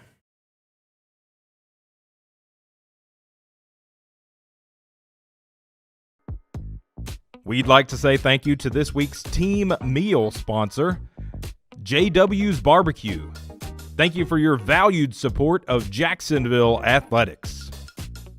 At the South Jackson Dairy Queen, every day is a treat. Cool off in your favorite blizzard, celebrate big with our famous ice cream cakes, and stop in to see the friendly staff who make every visit special. Dairy Queen, where happy tastes good. Life insurance that meets your needs now for when they need it most. With help from your State Farm agent. Call State Farm agent Jeremy Harmel in Jacksonville today. Like a good neighbor, State Farm is there. Get a quote today.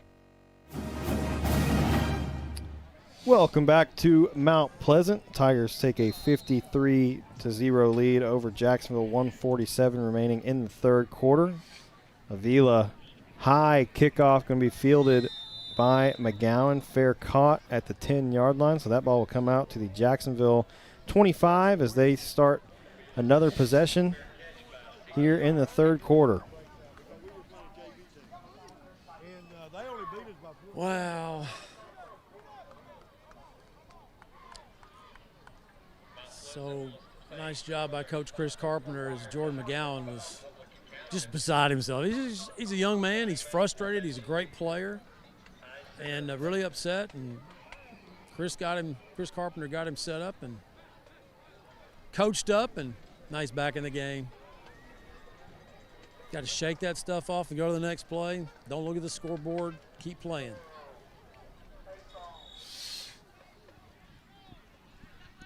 .145 left in the third quarter. So a lot of subs right now for Mount Pleasant. Let's see if Jacksonville can move on these guys. The big dogs are out. Trips right, one left. Clater gonna fake the handoff, fires near side. Bubba Suarez-Mosley gets past the defender, moves the ball across midfield, and he will be brought down at the Mount Pleasant 40. Good looking run after catch there from Bubba Suarez-Mosley as he's very slow to get up. Yeah, he's got that ankle. He's going to go down. They'll attend to Suarez-Mosley, and we'll take a break and come back. Ready to hit the road in a brand new Ford? From dependable trucks to family-friendly SUVs, we've got the right ride for every road ahead. Drive home today with unbeatable savings and award-winning service, only at EAG Ford Jacksonville, your hometown Ford dealer. Tonight's game statistics are sponsored by Randy Gorham, CPA. Randy Gorham, CPA, the source for your accounting and income tax needs since 1984. Since 2004, Legends Old Time Burger Cafe has been the home of Jacksonville's best old-fashioned hamburgers. Hand-battered chicken strips, chicken fried steak, fries, and onion rings are the best around. Legends, home of Jacksonville's best old-fashioned hamburger. When we say we're with you, we mean we're with you for all of it. For the first steps, your third act, for the little wonders and big changes. We're with you for what if, and for making the what if happen. At Austin Bank, we help you up when you fall, cheer you on when you succeed, and stand with you for the rest. Austin Bank, with you for good.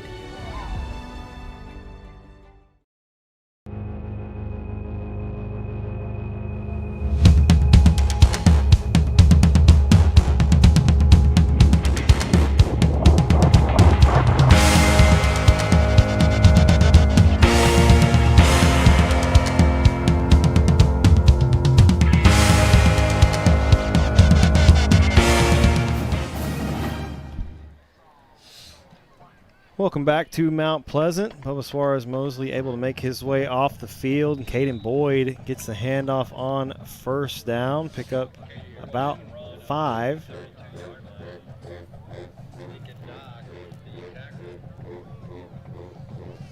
Be second down and 5 as we're near 40 seconds remaining in the third quarter.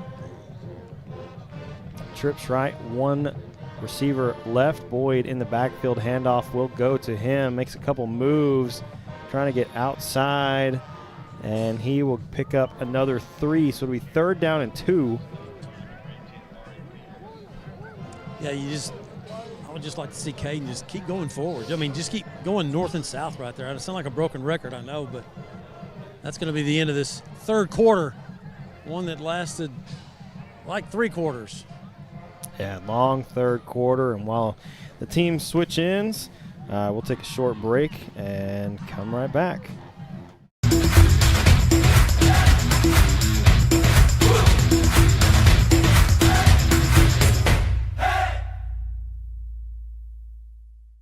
Dr. Darwin Dar and his staff at Dar Chiropractic specialize in family chiropractic care, exercise rehab, digital x-rays, nutrition and weight loss programs, decompression, and chiropractic wellness care. Located down the street from the Tomato Bowl, Dar Chiropractic. They can help you feel better. Dr. Westbrook, Dr. Stocks, and their dental team at All Smiles provide a wide range of dental services. This includes cleanings, fillings, crowns, bridges, implants, and cosmetic dental care. Call and schedule your appointment at 903-586-0741. Passing the competition by leaps and bounds. The team of world-class specialists at Christus Orthopedics and Sports Medicine Institute are experts in caring for bones, joints, and muscles. In addition to treatment, they also provide special programs designed to keep you in optimal shape and improve athletic performance. So whether you're a student athlete or a weekend warrior, they'll keep you at the top of your game. Christus Orthopedics and Sports Medicine Institute, taking orthopedic care a step further.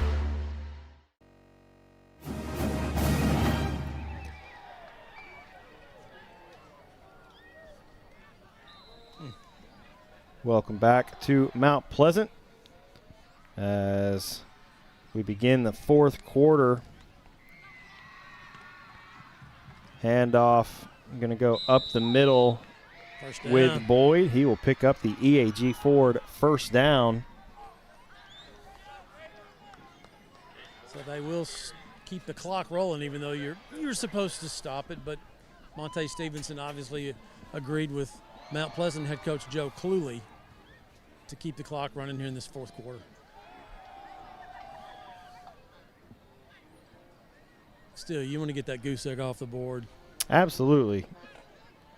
2 receivers each way, 1st and 10 for Jacksonville. Clater are going to flip this one out. This one through the hands of Dalen Sally. Incomplete. That's a hot ball right there. Again, it's a little high. Trent just kind of throwing off his back foot a little bit, or he's just not following through on the step through, I should say. I mean, it was a tad high, but yeah, Sally has got to catch that ball. It went right through his hands. Judge machine. That's what we've been talking. Judge machine. They got to get on that this offseason, man. They got to get on that thing. Trips right, 1 left. 2nd down and 10 for the Indians. Pitch goes to McGowan. Pick up and 8. There's going to be a flag that comes in late, and I think that may go against Alex Parra. And they're going to – Jordan McGowan went down on that right hip very awkwardly, and he's down. So while they attend to McGowan, let's take a break. Unnecessary roughness is what the call is going to go against Jacksonville. So okay. we'll see how they mark that off after we get out of the break. Dr. Westbrook, Dr. Stocks, and their dental team at All Smiles provide a wide range of dental services. This includes cleanings, fillings, crowns, bridges, implants, and cosmetic dental care. Call and schedule your appointment at 903-586-0741. This glorious Whataburger is yours. A few minutes ago, it didn't even exist. Why? Because every Whataburger is 100% fresh beef and made to order. That means we didn't start cooking it until this exact moment, right here, when you ordered it into existence. Whataburger, just like you like it.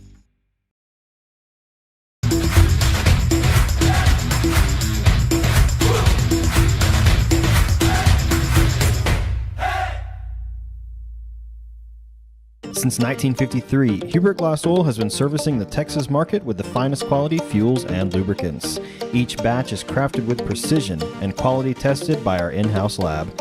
Whether you're on the road, on the farm, or on the job, we have the right product for your needs.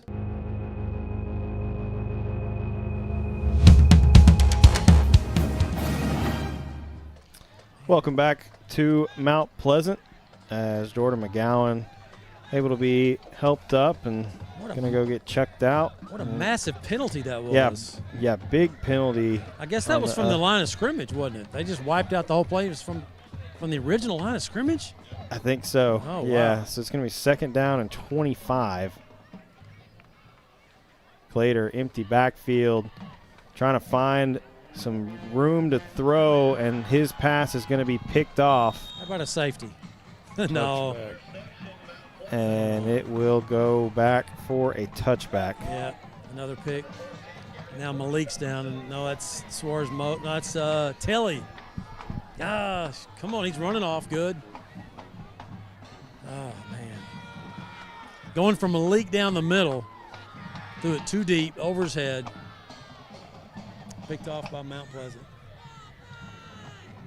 We know one thing, this game is going to be over in 7:52 and counting. It is not going to stop. The way that it's been rolling.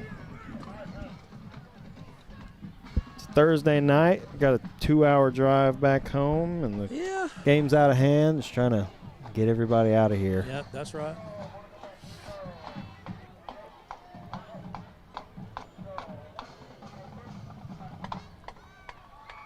So, Ashad Smith, the linebacker, is in at quarterback.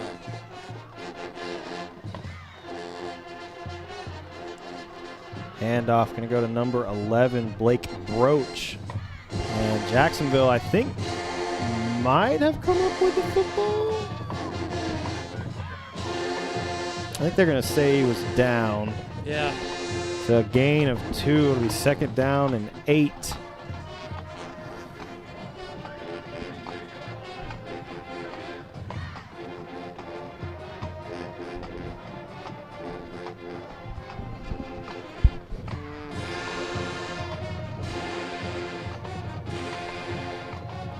Are we having a battle of the bands over there, I mean, Matt? it's crazy the Mount over here. Pleasant band is playing. The Jacksonville band is playing. I don't know when I've seen a band play on their offensive possession, but either way, gain of 1 on the carry. It's going to be 3rd down and 7. Well, if there's any question about the physicality that Mount Pleasant has, you think about the injuries Jacksonville's had tonight, and they were all serious contact injuries. I mean, like Mount Pleasant, hard tackling, physical. And we knew that coming into the ball game, even despite their 1-6 record coming in.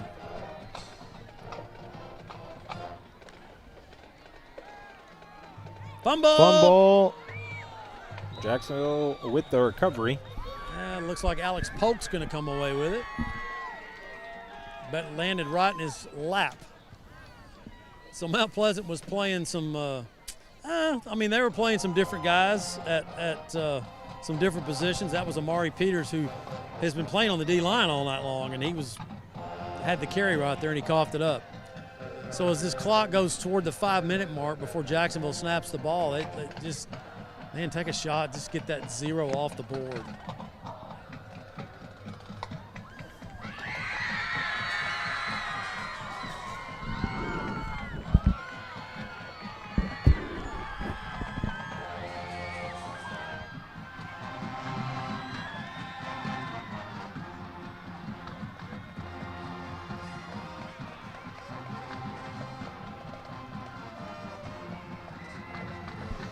First and 10 for Jacksonville after the fumble.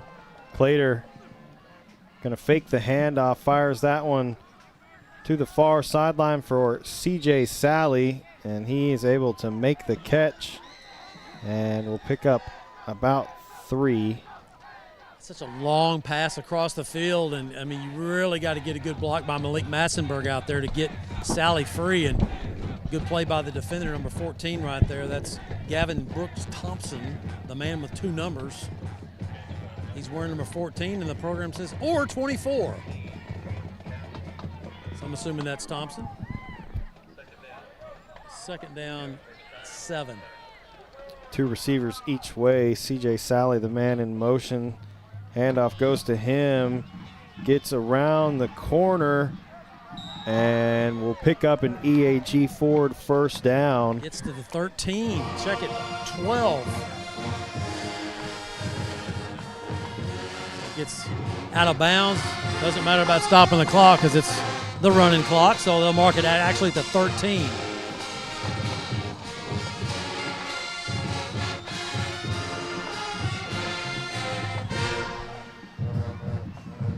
So first and 10 for the Indians from the Mount Pleasant 12. Massenberg and Caden Boyd will get the handoff. Gets around the left end and will pick up about 5. Gets it down to the 7. Mark it at the 8. Back a yard. Jacksonville able to push it inside the Mount Pleasant 10 as we tick closer to the 2-minute mark. Yeah, will they take the 2-minute timeout? I mean, I would think probably no at this point. They skipped it one game, remember? Clater Boyd, oh wow. Hands this one off to Caden Boyd up the middle. Not much room for Caden to run. And no gain on the play. Gets back to the line of scrimmage. It'll be 3rd down and 5 for Jacksonville.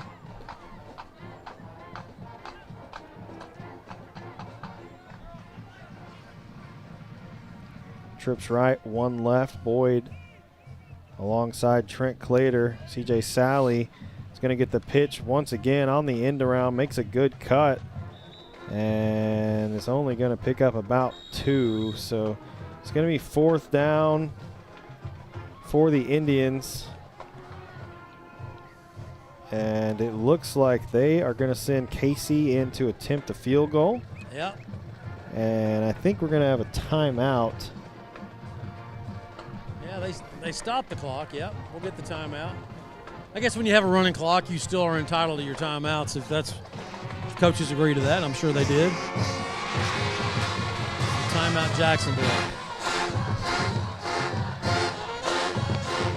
The Mount Pleasant band is really playing over there. My goodness. Pretty loud down here, yep. It is very loud. I'm surprised you can hear us. Barely.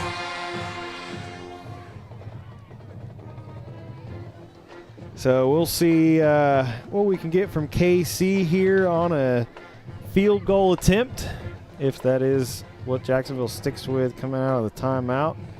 And it will like be about a 24-yarder? Yeah, 24, 25-yarder, somewhere in there. It's on the right hash. Mount Pleasant blocked the last field goal attempt. They were offsides, and Jacksonville got a second chance, and they blocked it. Got to hold them out here. Of course, you got some different dudes in there right now from Mount Pleasant rushing. So from where KC's got a spot here, this is going to be a 23-yard field goal.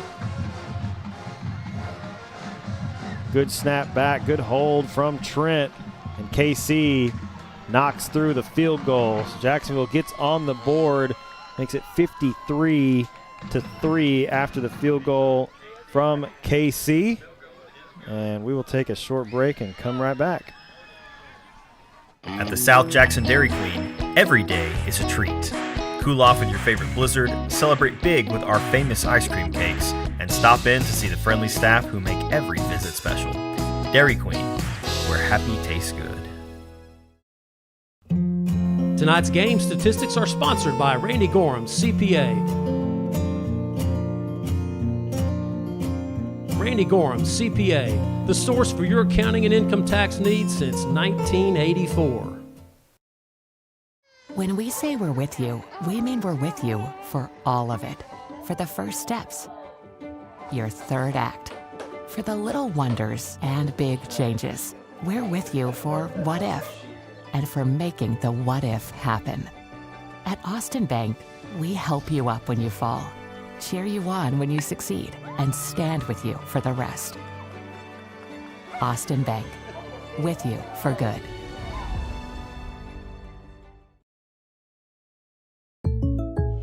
When you bundle home and auto, life can be easier. You choose coverage that makes sense for you, at a price that's right for you, and a local State Farm agent who's there for you. Call State Farm agent Jeremy Harmel in Jacksonville today. Welcome back as Davian Tavera pops this one up. It will be called a fair catch, barely. Fair caught, like right at the 25, so just narrowly able to actually be able to call that a fair catch as we are under 1 minute remaining. We tick down near 30-second mark, and we'll see if Mount Pleasant even decides to run a play. It looks like they're just going to line up at midfield. Yeah, that's done. That will do it on a third. What did you call it? The Thursday night, Friday night lights. Thursday night, Friday night lights. That's right. Mount Pleasant defeats Jacksonville 53-3. Indians have one last chance to find that ever elusive win, and unfortunately it's going to be against the number one team in our district.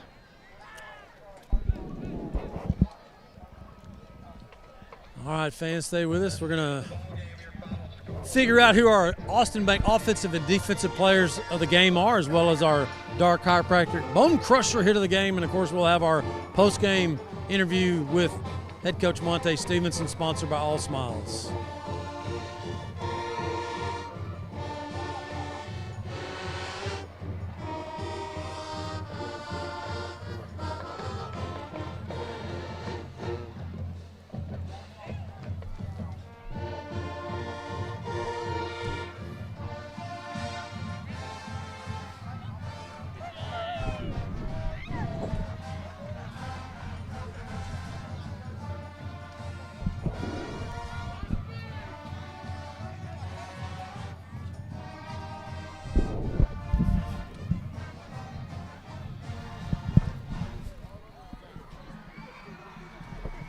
Matt, do you want to take a break for a minute and talk about the Yeah, awards let's go real ahead and do quick? that. We'll take a break and we'll talk about it.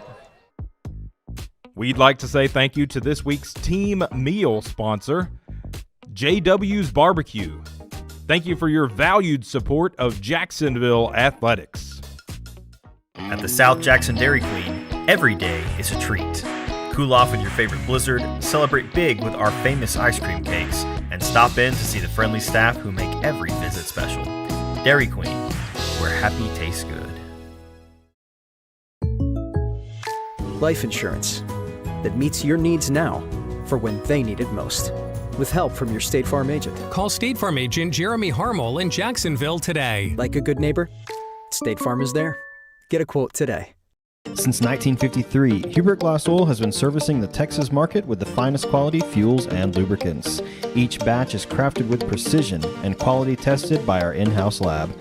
Whether you're on the road, on the farm, or on the job, we have the right product for your needs.